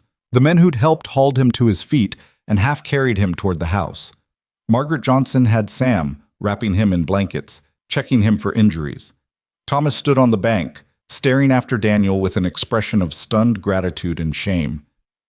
"He saved my boy," he said to no one in particular. Without thinking about his own safety, he saved Sam. "That's who Daniel is," Claire said firmly, gathering Rose from where Margaret had set her down. "That's the man people pity because he can't speak. That's the man they judge without knowing." Thomas looked at her, tears streaming down his face. "I was wrong about him. I was so wrong." "Yes, you were, but you can make it right by treating him with the respect he deserves." Back at the house, Clara stripped off Daniel's wet clothes and wrapped him in every blanket they owned, building up the fire until the room was sweltering. Daniel's shaking gradually subsided, his color slowly returning to normal. Clara refused to leave his side, even when he gestured that he was fine. "You're not fine," she said. "You nearly died saving that boy." Daniel reached for his notebook with hands that still trembled. "Couldn't let him drown. He's just a child." "I know, and I love you for it, but I also want to shake you for taking such a risk." "Would you have done differently?" Clara sighed. "No, I suppose I wouldn't have, but that doesn't mean I have to like watching you in danger." Daniel managed a small smile and wrote, "I'll try to avoid creeks from now on." "See that you do." The next day, the entire Johnson family appeared at the Brooks farm with a wagon full of firewood they'd cut themselves. Thomas stood on the porch, hat in his hands, and spoke clearly so Daniel could see his face. "Mr. Brooks, I came to thank you for saving my son, and to apologize for the way I've treated you since we arrived. I made assumptions about you based on something that doesn't matter at all. You're twice the man I am, and I'd be honored to call you friend." Daniel studied Thomas for a long moment, then pulled out his notebook. "Friends help each other. That's what neighbors do. No apology needed, but I accept anyway. Thank you for the firewood." Thomas read it, his eyes getting wet. "If there's ever anything you need, anything at all, you just ask. I mean that." Daniel nodded and shook Thomas's hand firmly. After the Johnsons left, Clara hugged her husband tight. "I'm proud of you," she said. "Not for saving Sam, though that was heroic, but for forgiving Thomas so easily, for being the bigger person." Daniel wrote, "Everyone deserves second chances. You gave me one when you could have left. I can give him one too." "I didn't give you a second chance. I gave us a first chance." "Same thing," Daniel wrote with a smile. The incident at the creek changed something fundamental in how Timber Falls saw the Brooks family. Where there had been whispers and sideways glances, there was now respect. Where there had been pity, there was admiration. Daniel Brooks, the silent farmer who'd been an object of curiosity and sometimes scorn, became simply Daniel, a man known for his courage, his skill, and his unwavering integrity. The shift was subtle at first. Men began seeking Daniel's advice on farming matters, approaching him with questions about crop rotation, animal husbandry, weather prediction. They learned to bring paper and pencil, to wait patiently for his written responses, to value the careful thought he put into every answer. Women at the church social circle began addressing Clara without the underlying tone of sympathy that had always colored their conversations. They asked about Rose, about the farm, about Clara's life, not as if it were something to be endured, but as if it were something worth knowing about. But the real change came from the children. Little Alice Johnson told every child in Timber Falls about Mr. Brooks, how he could talk with his hands and his eyes, how he knew everything about animals and weather, how he was the bravest man she'd ever met. The other children, naturally curious and less burdened by adult prejudices, began treating Daniel like a fascinating puzzle to solve rather than someone to fear or pity. One Sunday after church, Clara watched as a small crowd of children surrounded Daniel in the churchyard. He was showing them something in the dirt, drawing pictures with a stick while they chattered questions at him. Daniel couldn't answer verbally, but his drawings explained everything. The life cycle of a butterfly, from what Clara could tell, complete with detailed sketches that had the children gasping in wonder. Reverend Gillespie approached Clara with a smile. "Your husband has a gift with young people. They see past what he can't do to what he can. We adults could learn from that." "Children usually see the truth of people better than we do," Clara replied, bouncing Rose on her hip. The baby was nearly 6 months old now, round-cheeked and alert, grabbing at everything within reach. "Indeed they do." The Reverend paused, then added, "I've been meaning to speak with you and Daniel. The church is starting a Sunday school for the children, and we need teachers. Would Daniel consider helping? He wouldn't need to speak, of course. He could demonstrate practical skills, help with nature studies, that sort of thing." Clara felt warmth bloom in her chest. "I think he'd love that. But you should ask him yourself." "I will. I just wanted to make sure you'd be comfortable with it first." "Reverend, my comfort doesn't determine what Daniel can or can't do. He's his own man, capable of making his own decisions." The Reverend smiled wider. "Of course he is. Forgive me for suggesting otherwise." When Clara mentioned the conversation to Daniel that evening, his face lit up with such joy that she felt tears prick her eyes. He grabbed his notebook immediately. "Really? They want me to teach?" "Not traditional teaching, obviously, but practical skills, nature lessons, that kind of thing. The Reverend thought you'd be perfect for it." Daniel sat down heavily in his chair, staring at the notebook in his hands. Clara waited, understanding that he needed time to process this. Finally, he wrote, "I never thought anyone would trust me with their children. Not like this. Not as a teacher." "Why wouldn't they? You're patient, knowledgeable, and the children adore you. You have so much to offer them. But I can't read them stories, can't answer their questions out loud, can't sing songs with them." "Daniel Brooks, you listen to me." Clara knelt in front of his chair, taking his hands in hers.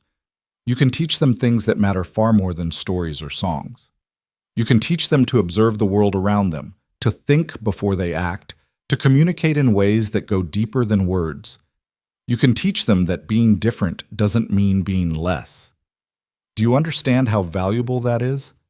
Daniel's eyes were wet. He pulled one hand free to write, "What if I fail them? What if you don't? What if you change their lives? What if some child who struggles to speak or has a different way of learning sees you and realizes they can still do great things?"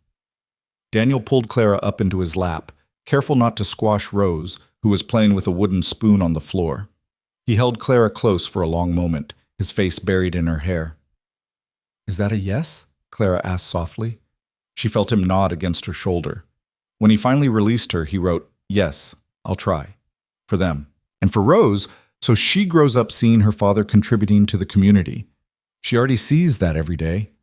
But I'm glad you'll do this. The children will be lucky to have you." Daniel started his teaching duties the following month.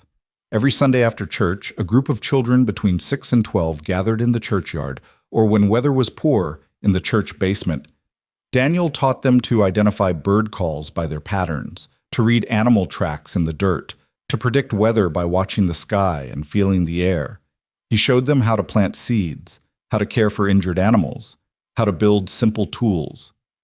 The children learned quickly that Mr. Brooks expected them to observe carefully and think for themselves. He wouldn't simply give them answers. Instead, he'd draw questions in the dirt or gesture toward things they should examine more closely. They learned to communicate with him through their own drawings, through gestures, through careful observation of his expressions and movements. Clara sometimes watched from a distance, marveling at Daniel's patience. He never showed frustration when children didn't understand, never rushed them, never made them feel foolish for not knowing. He treated every question as important, every observation as valuable. One Sunday, a new boy showed up to the lessons. His name was Timothy, and he was 8 years old, small for his age, with a stutter so severe that other children often finished his sentences for him or simply stopped listening. Clara watched as Timothy tried to ask Daniel a question about a bird's nest they'd found, struggling painfully with the words. Daniel waited. He didn't interrupt, didn't try to hurry Timothy along, didn't show any impatience. He simply waited, his full attention on the struggling boy, until Timothy finally got the question out. Then Daniel smiled, gave Timothy a thumbs up for persevering, and proceeded to answer the question through a detailed drawing. But more than that, he placed a gentle hand on Timothy's shoulder and wrote on his slate, "Take your time. I have all day. Your questions are worth waiting for." Timothy read it, his eyes going wide. Then he smiled, a transformation that made him look like a different child. From that day forward, Timothy never missed one of Daniel's lessons. At home, Rose continued to grow and develop at an astonishing pace. By 7 months, she was sitting up on her own, grabbing everything she could reach, babbling constantly in her own private language. Daniel documented every milestone obsessively, filling page after page of his journal with observations about their daughter. Clara often found him simply watching Rose, his expression soft with wonder. One evening, she discovered him lying on the floor next to Rose's blanket. The two of them engaged in what appeared to be a serious conversation. Rose would babble something, waving her chubby hands, and Daniel would nod solemnly, as if he understood perfectly, then make exaggerated facial expressions that sent Rose into peals of laughter. "What are you two discussing?" Clara asked, leaning against the doorframe. Daniel looked up and wrote quickly, "She's explaining the meaning of life, very profound for 7 months old." "And what is the meaning of life, according to Rose?" "Milk, sleep, and making her parents smile. Pretty much covers it." Clara laughed and joined them on the floor. Rose immediately crawled into her lap, grabbing at Clara's necklace. "I think she might be right. Those are the important things." Daniel reached over and tucked a strand of hair behind Clara's ear, his touch gentle. He wrote, "I love our life, even the hard parts, especially the hard parts, because we face them together. I love it too. I never imagined I could be this happy." "Not even when you stepped off that train in Timber Falls," Daniel wrote with a teasing expression. "Especially not then. I was terrified and furious and convinced I'd made the biggest mistake of my life. And now? Now I know it was the best decision I ever made, even if it didn't feel like it at the time." As autumn painted the prairie in shades of gold and crimson, the farm demanded every ounce of energy Daniel and Clara could give. Harvest time was brutal, requiring long days of back-breaking work to bring in crops before the weather turned. Daniel worked until well past dark most nights, and Clara helped as much as she could while caring for Rose. The Johnsons proved their friendship during those weeks. Thomas and his boys appeared most mornings to help with the heavy work, refusing any payment beyond shared meals. Margaret watched Rose along with her own children, giving Clara freedom to work alongside Daniel. One particularly exhausting day, Clara was in the field helping Daniel load wheat into the wagon when she felt a sudden pain in her lower back. She gasped and straightened, one hand going to the small of her back. Daniel was beside her instantly, his face creased with concern. He gestured a question. "Are you all right?" "Just tired. My back aches." Daniel frowned and wrote, "You're doing too much. Go rest. Thomas and I can finish." "There's too much work for just 2 men. Then we'll work slower, but you need to rest. Please, Clara." The worry in his eyes convinced her. Clara made her way back to the house, where Margaret was watching all 4 children play in the yard. Rose was crawling everywhere now, chasing after the Johnson children with determined concentration. "Your husband sent you to rest?"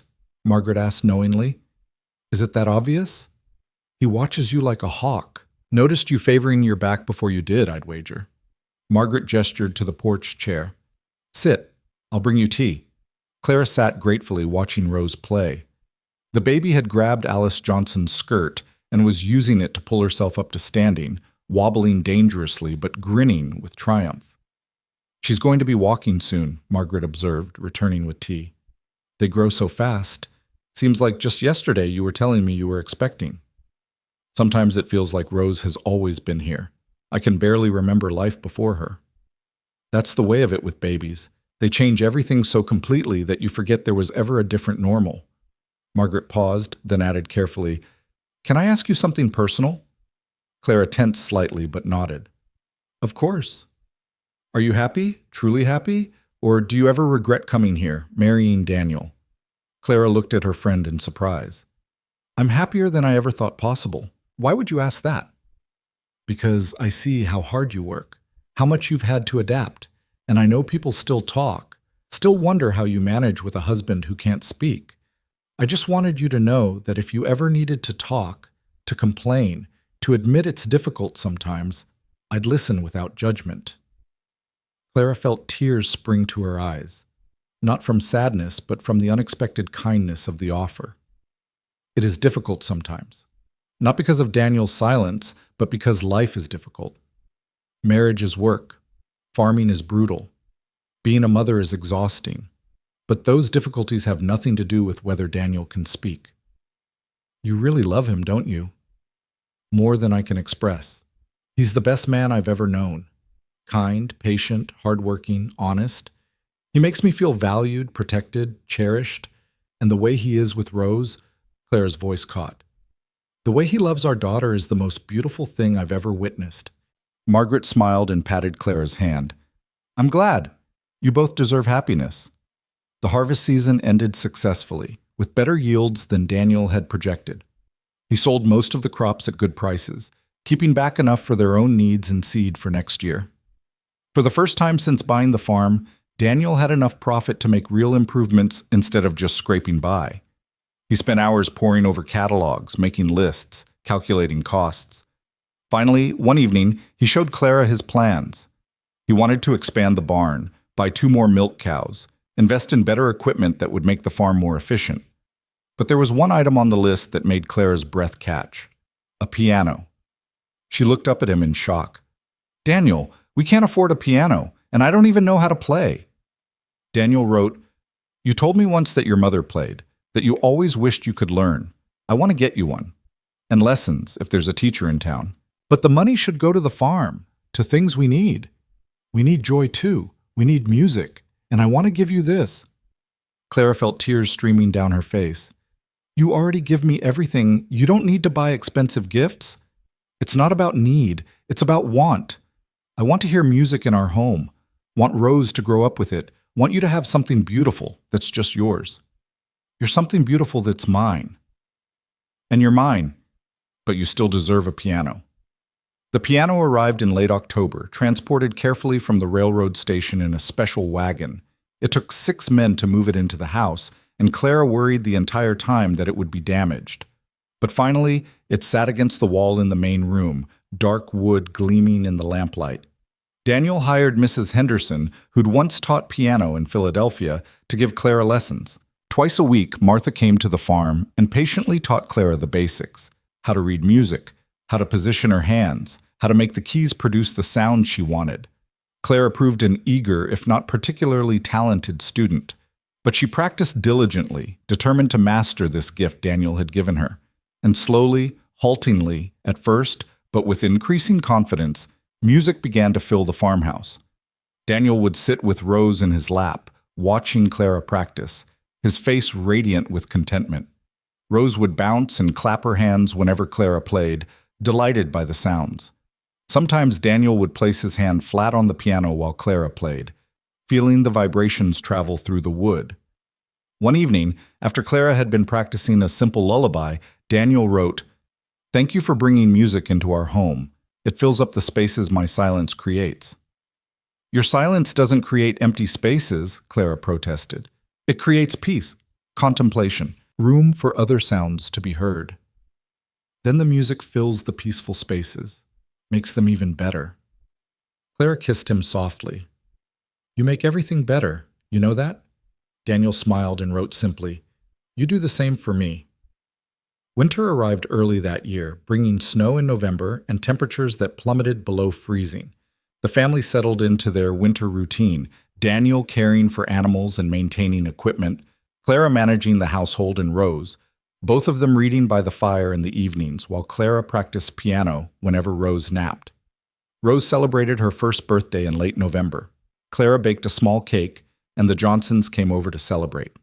Rose was walking now, tottering around on unsteady legs, falling frequently but always getting back up with determination. She'd also begun to say a few words, Mama and Da being her favorites, though she'd recently added no to her vocabulary and used it liberally. Daniel was enchanted by her speech, even though da was the closest she could come to papa, or father. He didn't care what she called him as long as she knew he was hers, and she was his. The evening of her birthday, after the Johnsons had left and Rose was asleep, Daniel pulled out his journal and wrote several pages. Clara found them the next morning while cleaning up. Rose is 1 year old today. 1 year since the most terrifying and wonderful night of my life. She's walking, talking, turning into a real person with opinions and preferences. She loves music, hates green beans, and finds the cats endlessly fascinating. She says "da" now when she wants me, and my heart breaks open every time. I never knew I could love someone this much. Never knew that being called "da" by a tiny voice could make me feel like the richest man alive. Clara asked me once if I worried about Rose being ashamed of me when she's older. I still do worry. But watching her today, the way she reaches for me without hesitation, the way she trusts me completely, maybe it will be all right. Maybe she'll grow up knowing that love doesn't require words. Maybe she'll be proud of her silent father instead of ashamed. I hope so. For her sake and mine. Clara pressed the journal to her chest, tears streaming down her face. She heard Daniel come in from the barn and quickly wiped her eyes, not wanting him to know she'd been reading his private thoughts. But Daniel took one look at her face and knew. He crossed to her and pulled her into his arms without reproach, understanding that she'd needed to see those words just as he'd needed to write them. "She will be proud of you," Clara whispered against his chest. "I'll make absolutely certain of it." December brought unexpected news. The territorial government announced plans to build a new school in Timber Falls, funded by a combination of public money and private donations. The school would serve all the children in the area, and they were seeking teachers. Reverend Gillespie came to the Brooks farm personally to encourage Daniel to apply for a position teaching practical skills and nature studies. "The children already learn from you every Sunday. Why not make it official? You'd be perfect for this." Daniel was both honored and terrified. He wrote pages of concerns in his journal that night. He wasn't formally educated. He had no teaching certificate.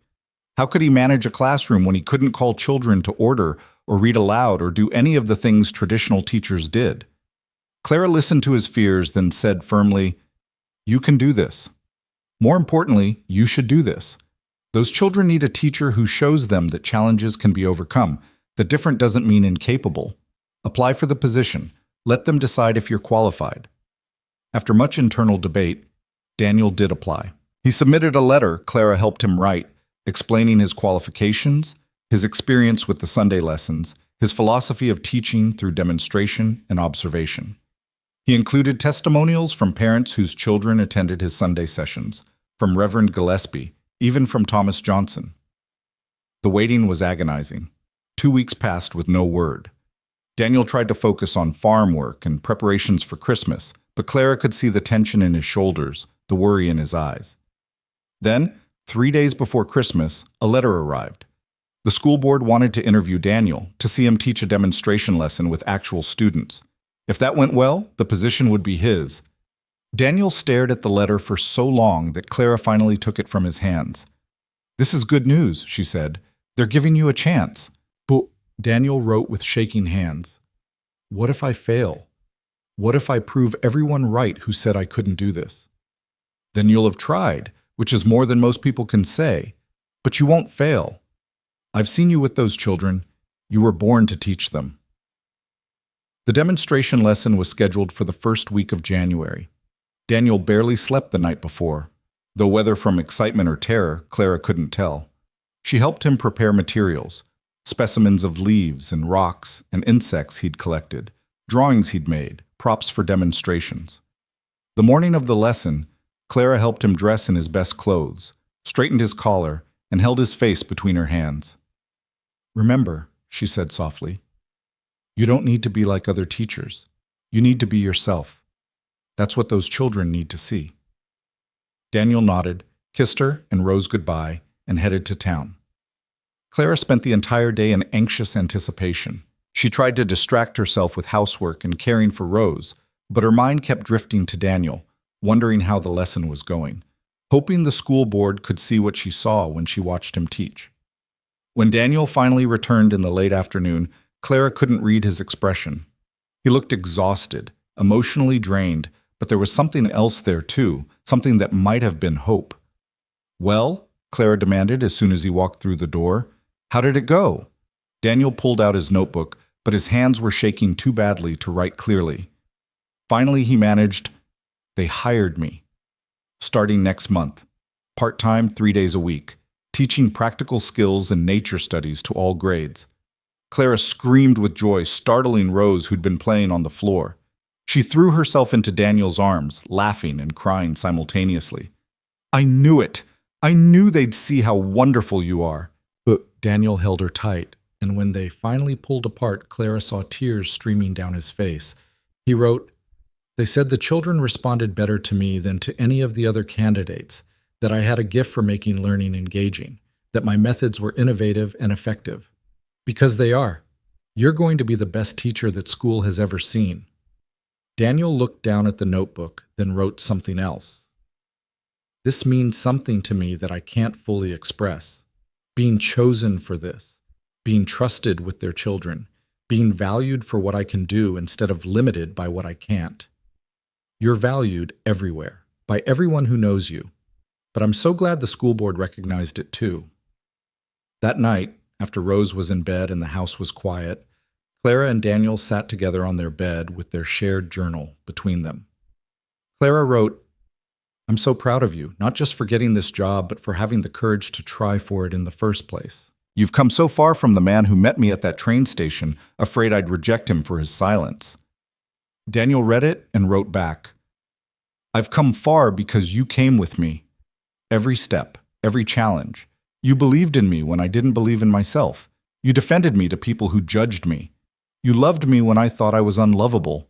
Everything good in my life now, our home, our daughter, this teaching position, the respect of our community, it all started with you choosing to stay that day." Clara felt tears sliding down her cheeks. She wrote, "I chose to stay because I saw something in you that made me want to know more. And every day since, you've shown me that my instinct was right. You're the best man I've ever known, Daniel Brooks. The absolute best." They fell asleep that night, wrapped in each other's arms, the journal still open between them, its pages filled with love and gratitude and hope for the future they were building together, one small triumph at a time. Daniel's first official day as a teacher arrived with a fresh snowfall that transformed Timber Falls into a scene from a winter painting. Clara stood at the door watching him prepare to leave, Rose balanced on her hip and chattering excitedly about the snow. Daniel had been awake since before dawn, going over his lesson plans one final time, arranging and rearranging the materials in his bag with nervous precision. "You're going to be wonderful," Clara said for the 10th time that morning. "Stop worrying." Daniel gave her a look that clearly said easier said than done, but he smiled and kissed both her and Rose goodbye. Clara watched him drive the wagon toward town, her heart swelling with pride and love. This was the same man who'd stood on that train platform 2 years ago, convinced no woman would ever choose him. Now he was driving off to teach the next generation, respected and valued by an entire community. The hours passed slowly while Daniel was gone. Clara tried to keep busy with housework and Rose, but her mind kept wandering to the schoolhouse, wondering how the lessons were going, hoping the children were responding well. When she finally heard the wagon returning in the late afternoon, she rushed to the door. Daniel's face told her everything before he could even reach for his notebook. He was beaming, his eyes bright with joy and exhaustion. He climbed down from the wagon and swept both Clara and Rose into his arms, spinning them in a circle despite the snow. "I take it the day went well?" Clara laughed. Daniel set them down and pulled out his notebook, writing rapidly. "Better than well. They were amazing, attentive, curious, asking questions I had to think hard to answer. I taught them about animal tracks in the snow, and we went outside to look for real ones. They found rabbit tracks, deer tracks, even a fox trail. One boy found bird tracks and correctly identified them as crow based on the pattern. I've never been so proud of students in my life. See? I told you that you were meant for this." One of the girls asked me why I don't talk. I showed her that I can communicate perfectly well without words, and she said that was actually cooler than regular talking. The other children agreed. Clara felt tears prick her eyes. Out of the mouths of babes, they see the truth so clearly. That evening, after Rose was in bed, Daniel wrote extensively in his personal journal. Clara didn't read over his shoulder, giving him privacy, but she could see the joy radiating from him as he documented every detail of his first day. The winter months settled into a new rhythm. 3 days a week, Daniel taught at the school, coming home energized and full of stories about the children's discoveries and questions. The other days, he maintained the farm and prepared for the next lessons. Clara managed the household, practiced her piano, and watched Rose grow more independent and verbal with each passing day. Rose was talking in full sentences now, her vocabulary expanding daily. She had opinions about everything and wasn't shy about expressing them. She'd also developed a deep fascination with her father's teaching materials, demanding to see every specimen, asking endless questions about animals and plants and weather. One evening, Clara found Rose sitting on Daniel's lap while he showed her drawings in one of his notebooks. Rose was pointing to each picture, and Daniel was nodding or shaking his head in response to her guesses about what they were. "Is that a bird, Da?" Rose asked, pointing to a detailed sketch. Daniel nodded and pointed to the window, then flapped his arms like wings. "A bird that flies. And this one?" She pointed to another drawing. Daniel made a hopping motion with his hand. "A rabbit!" Rose clapped her hands. "Da, you're so good at drawing. When I'm big, can you teach me?" Daniel's face softened. He grabbed his slate and wrote, "I'll teach you anything you want to learn, little Rose." Rose studied the slate seriously, even though she couldn't read yet. "What's it say, Da?" Clara translated from the doorway. "It says your father will teach you anything you want to learn." "Anything?" Rose's eyes went wide. "Even how to talk without talking like Da does?" "Especially that," Clara said, her voice thick with emotion. Rose turned back to Daniel and wrapped her small arms around his neck. "I love you, Da. You're the best Da in the whole world." Daniel's shoulders shook with silent sobs as he held his daughter. Over Rose's head, his eyes met Clara's, and the gratitude and overwhelming love she saw there took her breath away. Spring arrived gradually, the snow melting to reveal the brown prairie beneath. Daniel's teaching position had become such a success that the school board approached him about taking on additional days, possibly full-time starting in the fall. But Daniel declined, explaining through a written statement that he couldn't abandon the farm completely. The land was still his first responsibility, and he needed to maintain it to support his family.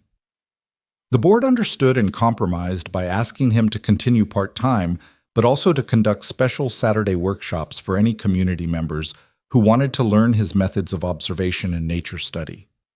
Daniel agreed, and soon adults as well as children were gathering to learn from the silent teacher who could make the prairie come alive with just drawings and demonstrations. One Saturday in late April, Martha Henderson attended one of Daniel's workshops. Afterward, she approached Clara with tears in her eyes. "I owe your husband an apology I've never properly given," Martha said quietly. "When you first arrived, I judged him harshly. I thought his silence made him less somehow. I was so wrong, Clara, so terribly wrong. Watching him teach today, seeing how he opens people's eyes to things they've looked at all their lives but never really seen, it's a gift, a rare and precious gift." "I know," Clara said simply. "I've known it for a long time." "You were braver than any of us realized, choosing him. Wiser, too." "I didn't choose him because I was brave or wise. I chose him because I had nowhere else to go and he offered me honesty. Everything else I discovered along the way." "Well, whatever the reason, I'm glad you stayed. This community is better for having both of you in it." That summer brought changes that would test the strength of everything Daniel and Clara had built. In June, Clara discovered she was pregnant again. The news filled them both with joy tempered by practical concerns. Another child meant more work, more expense, more demands on their time and energy. But when Daniel placed his hand on Clara's still flat stomach and looked at her with such tender hope, all the concerns faded into background noise. Rose was delighted by the news. Though at not quite 2 years old, she didn't fully understand what having a sibling would mean. She talked to Clara's belly constantly, telling the baby about her day, about the chickens, about everything Da had taught her. But in July, disaster struck. A lightning strike during a violent thunderstorm set the barn on fire. Daniel woke to the smell of smoke, and the terrified screaming of animals. He ran outside in his nightshirt to find the barn already engulfed in flames, the animals trapped inside. Clara appeared behind him, Rose in her arms, just as Daniel was running toward the burning building. "No!" Clara screamed. "Daniel, you can't go in there!" But Daniel was already moving. He grabbed a water-soaked blanket from the pump and wrapped it around his shoulders, then plunged into the inferno. Clara stood frozen with terror, clutching Rose, who was crying in fear. She could see Daniel's silhouette moving through the smoke and flames, could hear the animals panic. Neighbors were arriving now, roused by the fire, forming a bucket brigade, but everyone knew the barn was lost. The only question was whether Daniel would make it out alive. Thomas Johnson grabbed Clara's arm. "Get to the house! The fire could spread!" "Not without Daniel!" Clara shouted back. Then, through the smoke, Daniel emerged leading the two horses, their eyes rolling white with terror. He got them to safety, then turned back toward the barn. "Daniel Brooks, don't you dare!" Clara shrieked, but he was already running back inside. He made 3 more trips, bringing out the cows, the chickens in a crate he'd somehow grabbed, even the barn cats. On his last trip out, part of the roof collapsed behind him, sending up a shower of sparks. Daniel stumbled and fell, but Thomas and 2 other men rushed forward to pull him to safety. Clara thrust Rose at Margaret Johnson and ran to Daniel. He was coughing violently, his face black with soot, his nightshirt singed and smoking. Burns covered his arms where embers had landed. "You fool!" Clara sobbed, checking him frantically for serious injuries. "You absolute fool! You could have died!" Daniel tried to write on his notebook, but his hands were shaking too badly. Instead, he gestured toward the animals safe in the yard, then to Clara and Rose. His meaning was clear. "I couldn't let them die. You would have done the same. I would not have run into a burning building. I would have let them go and kept myself alive for my family." Daniel shook his head and managed to scrawl on his slate. "The animals are family, and I got out fine." "You're burned, and you breathed in smoke. You're not fine at all." Mrs. Gillespie appeared with her medical supplies, already taking charge. She cleaned and bandaged Daniel's burns while lecturing him about the dangers of running into burning buildings. Daniel bore it all with patient acceptance, never trying to defend his actions. The barn burned completely to the ground. By morning, nothing remained but smoking rubble and ashes. The neighbors helped Daniel construct temporary shelters for the animals, and several families offered to house some of the livestock until Daniel could rebuild. That night, after the neighbors had left and Rose was finally asleep, Clara sat with Daniel on the porch steps, both of them too exhausted and overwhelmed to go inside. The smell of smoke still hung heavy in the air. "We'll rebuild," Clara said quietly. "It will take time and money we don't have, but we'll find a way." Daniel pulled out his notebook, wincing as the movement pulled at his bandaged arms. "I have some savings. Not enough for a new barn, but enough to start. And the neighbors will help. They always do. We're lucky to have them." "I'm sorry I scared you, but I couldn't let the animals burn." Clara took the notebook from him and set it aside. I know why you did it, and I love you for having such a kind heart.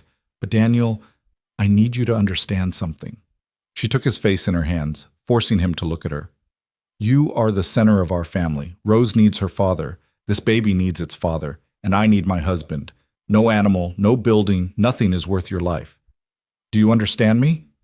Daniel's eyes filled with tears. He nodded slowly. "Promise me," Clara insisted. "Promise me you'll never take a risk like that again without thinking about us first." Daniel grabbed his slate with his uninjured hand and wrote, "I promise. I'm sorry. You're right. You and Rose and the baby, you're what matters most. Remember that," Clara said, pulling him into her arms as gently as she could manage with his burns. "Please remember that." Rebuilding the barn took the rest of the summer and most of the fall. Daniel worked on it every spare moment, with help from seemingly the entire male population of Timber Falls. Men who'd once viewed him with pity or skepticism now worked alongside him with genuine respect and friendship. The barn that gradually rose from the ashes was larger and sturdier than the original, built with newer techniques and better materials. Thomas Johnson coordinated much of the effort, organizing work crews and supply deliveries. He'd become one of Daniel's closest friends, the two men communicating easily through a combination of gestures, written notes, and the kind of shorthand that develops between people who truly understand each other. One afternoon, while taking a water break, Thomas said to the assembled workers, "You know, when I first met Daniel, I thought he was simple. Couldn't talk, so I assumed he couldn't think either. Took me all of about 2 days to realize I was the simple one. This man right here is smarter, braver, and better than just about anyone I've ever known, and I'm proud to call him my friend." The other men murmured agreement. Daniel's face went red, but he smiled and shook Thomas's hand firmly. Clara's pregnancy progressed smoothly despite the stress of the barn fire and rebuilding. By October, she was visibly showing, and Rose had taken to introducing herself to strangers as Rose Brooks, and I'm going to be a big sister. Daniel continued his teaching at the school, though he had to adjust his methods somewhat while his burned hands healed. The children were sympathetic and helpful, taking on more of the demonstrations themselves, while Daniel supervised and guided with fewer physical examples. Young Timothy, the boy with the stutter, had blossomed under Daniel's teaching. His stutter was still present, but he'd gained confidence and no longer let it stop him from participating. One day, he gave a presentation to the class about the life cycle of frogs, struggling through each sentence but never giving up. When he finished, the class erupted in applause, and Daniel gave him the thumbs up that had become his signature gesture of approval. After class, Timothy approached Daniel shyly with a folded piece of paper. Daniel opened it to find a carefully written note. "Thank you for showing me that being different doesn't mean being less. You're my favorite teacher ever." Daniel showed the note to Clara that evening, and she saw that his hands were shaking as he held it. "You've changed that boy's life," she said softly, "given him something precious." Daniel wrote, "He changed mine too. All the children have. They remind me every day that silence doesn't mean I have nothing to say." Winter came early again, and with it came Clara's labor. This time, there was no frantic midnight ride through the snow. Clara's contractions started gradually on a clear December morning, and Daniel had plenty of time to fetch Mrs. Gillespie while Margaret Johnson came to watch Rose. The birth was easier than Rose's had been, though still exhausting. By early evening, Clara held a squalling baby boy in her arms, red-faced and furious at being born into a cold world. Daniel stared at his son with the same wonder he'd shown when Rose was born. When Mrs. Gillespie placed the baby in his arms, Daniel cradled him with the confidence of an experienced father, studying every tiny feature. "What should we name him?" Clara asked, exhausted but happy. Daniel thought for a moment, then wrote, "Thomas, after our good friend who helped rebuild our barn and our lives." "Thomas Brooks?" Clara tested the name. "I like it. Tommy for short." When Thomas Johnson visited the next day and learned the baby's namesake, the big man actually cried. "That's the greatest honor anyone's ever given me," he said, his voice thick with emotion. "I promise I'll do my best to be worthy of it." Rose was less impressed with her new brother at first. She'd expected someone who could play with her immediately, and was disappointed to discover that babies mostly just slept and cried and ate. But over the following weeks, her initial disappointment transformed into protective big sister devotion. She appointed herself Tommy's guardian, reporting to Clara and Daniel whenever he made a sound, bringing him her favorite toys, singing to him in her off-key toddler voice. Daniel documented everything in his journal, filling pages with observations about both children. He wrote about Rose's developing personality, her endless questions, her creative explanations for how the world worked. He wrote about Tommy's different temperament, quieter than Rose had been, more contemplative even as an infant. One entry particularly struck Clara when she found it months later. "I have a son, a boy who will grow up to have a voice I'll never hear except in my imagination. But I'll hear it anyway, in my heart. And I'll teach him everything I can, even if I can't tell him bedtime stories or sing him songs. I'll show him through my actions what it means to be a good man, to be kind, to be strong, to face challenges without complaint, to value people for who they are, not what they can or can't do. I hope that's enough. I hope I'm enough."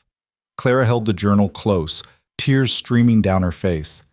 If only Daniel could see himself the way she saw him, the way their children saw him, the way the entire community saw him now.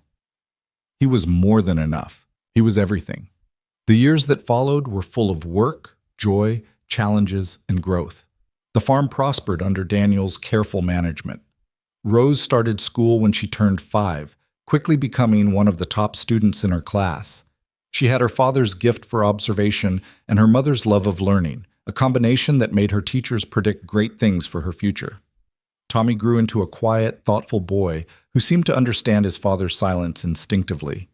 Even before he could talk himself, he'd developed a system of gestures to communicate with Daniel, the two of them having whole conversations that needed no words. When Tommy was 3 and Rose was 5, Daniel was offered a full-time teaching position at the school with a salary that would allow them to hire help for the farm. After much discussion with Clara, he accepted. The farm would continue as their home and livelihood, but teaching would become Daniel's primary work. The decision proved transformative. Daniel's influence spread beyond just the children he taught directly. He developed teaching methods that other educators began adopting, ways of engaging students through hands-on learning and observation rather than just memorization and recitation. His reputation grew, and occasionally other teachers would travel to Timber Falls to observe his classes and learn his techniques. One spring day, when Rose was 7 and Tommy was 5, Clara found them in the barn with Daniel, all three of them lying on their backs in the hay, staring up at a bird's nest in the rafters. "Da says we have to be very quiet and patient," Rose whispered to her mother. "The mama bird is about to feed her babies." Clara lay down beside them, and together the family watched as a robin returned to the nest with a worm, feeding her hungry chicks. Daniel pointed to different aspects of the bird's behavior, and Rose translated his gestures for Tommy, who watched with rapt attention.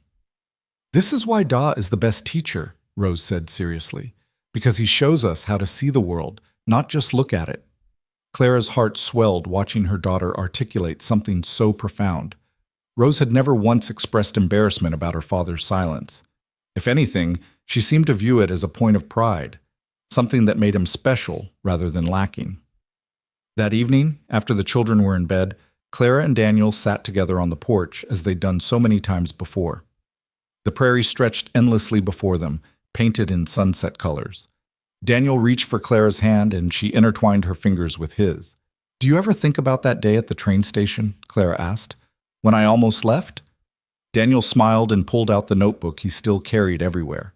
He wrote, "Every day, best near miss of my life." "What made you offer me the choice?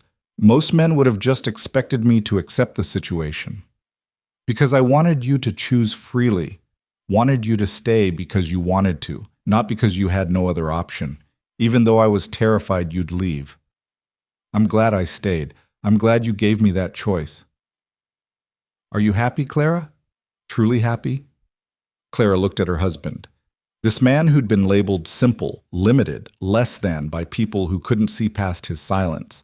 This man who'd proven to be the most eloquent person she'd ever known, communicating profound truths through actions, gestures, and carefully written words.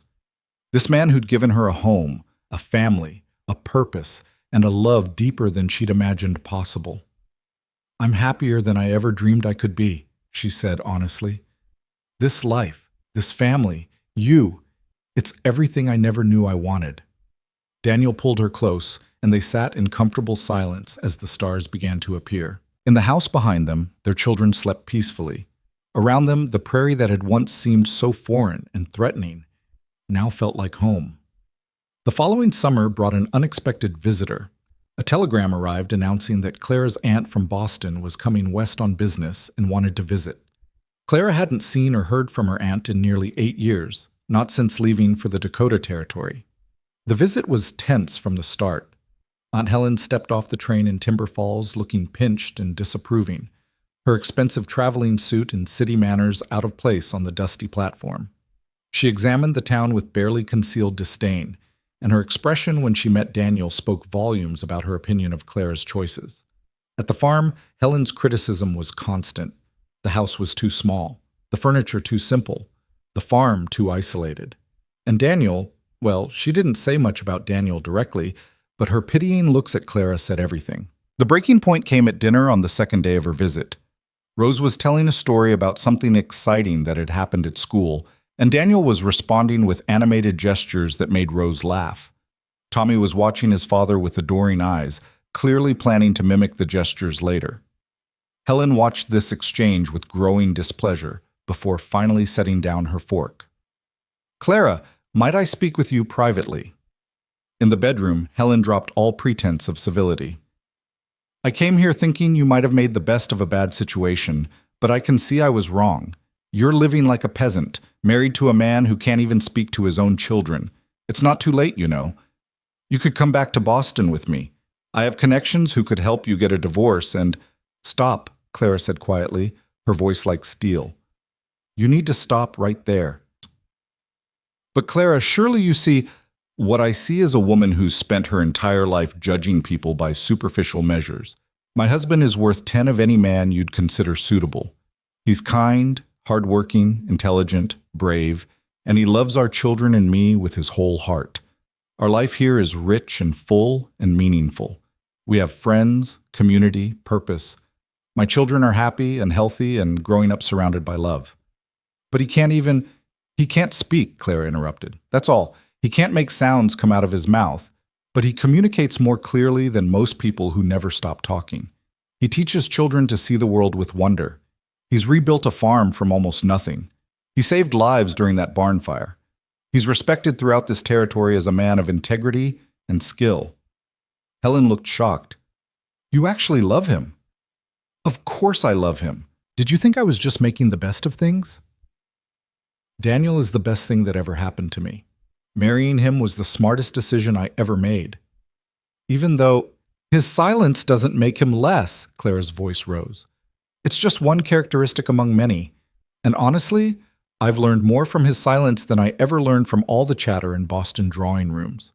I've learned that true communication comes from the heart, that actions speak louder than words isn't just a saying, it's truth, that being different doesn't mean being deficient." Helen sat down heavily on the bed.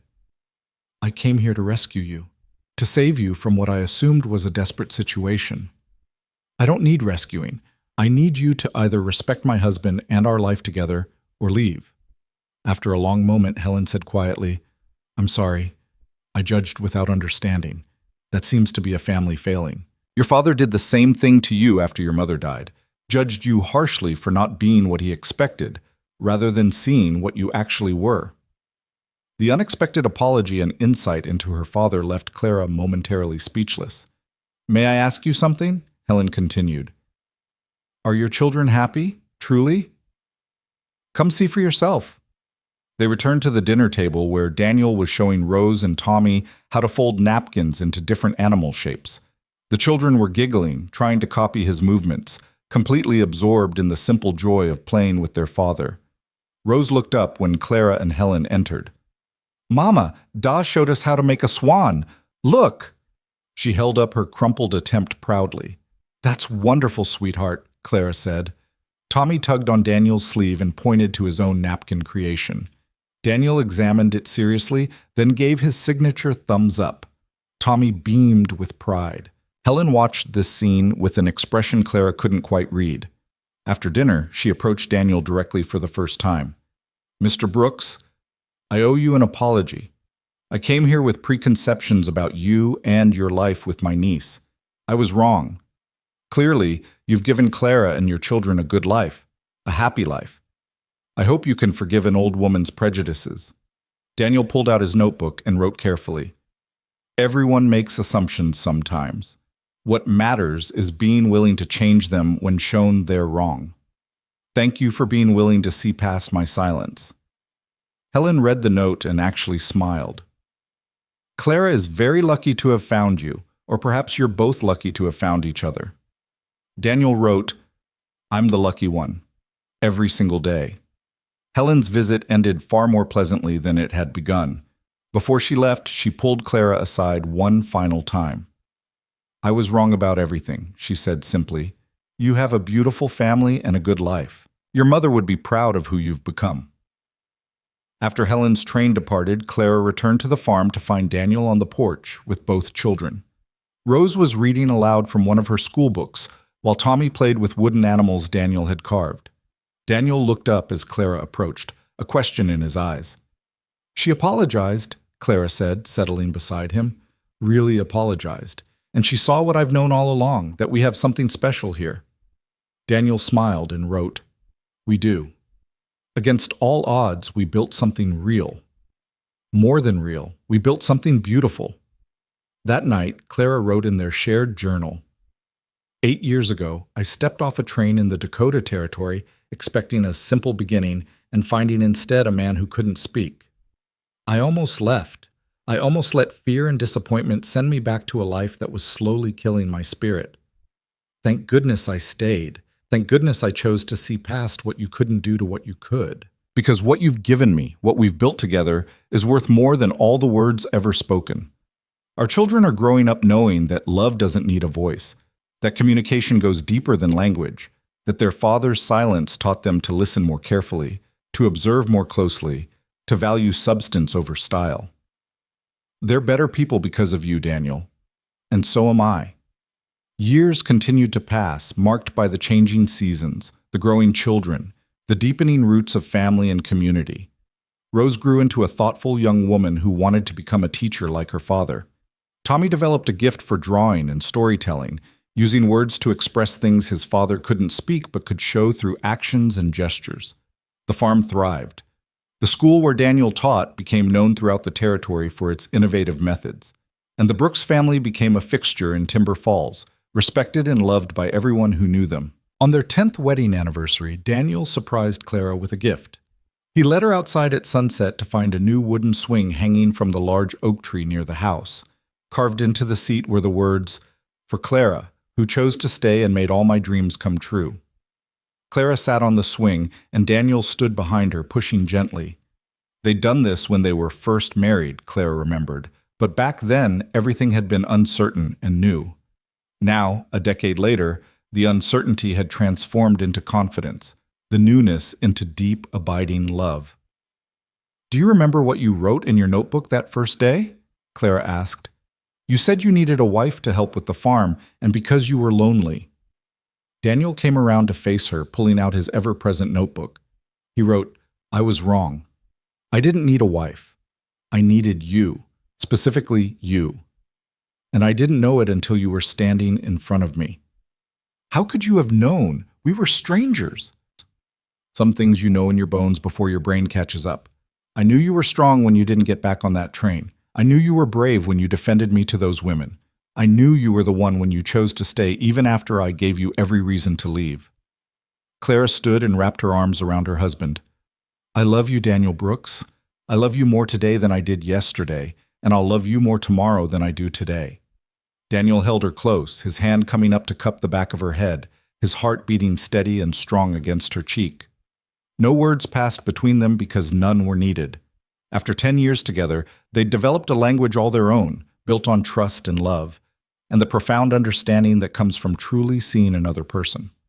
From the house, they could hear Rose and Tommy arguing good-naturedly about something, their voices carrying on the evening air. The farm around them hummed with life, animals settling for the night, crops growing in the fields, the endless prairie wind singing its ancient song. This was home.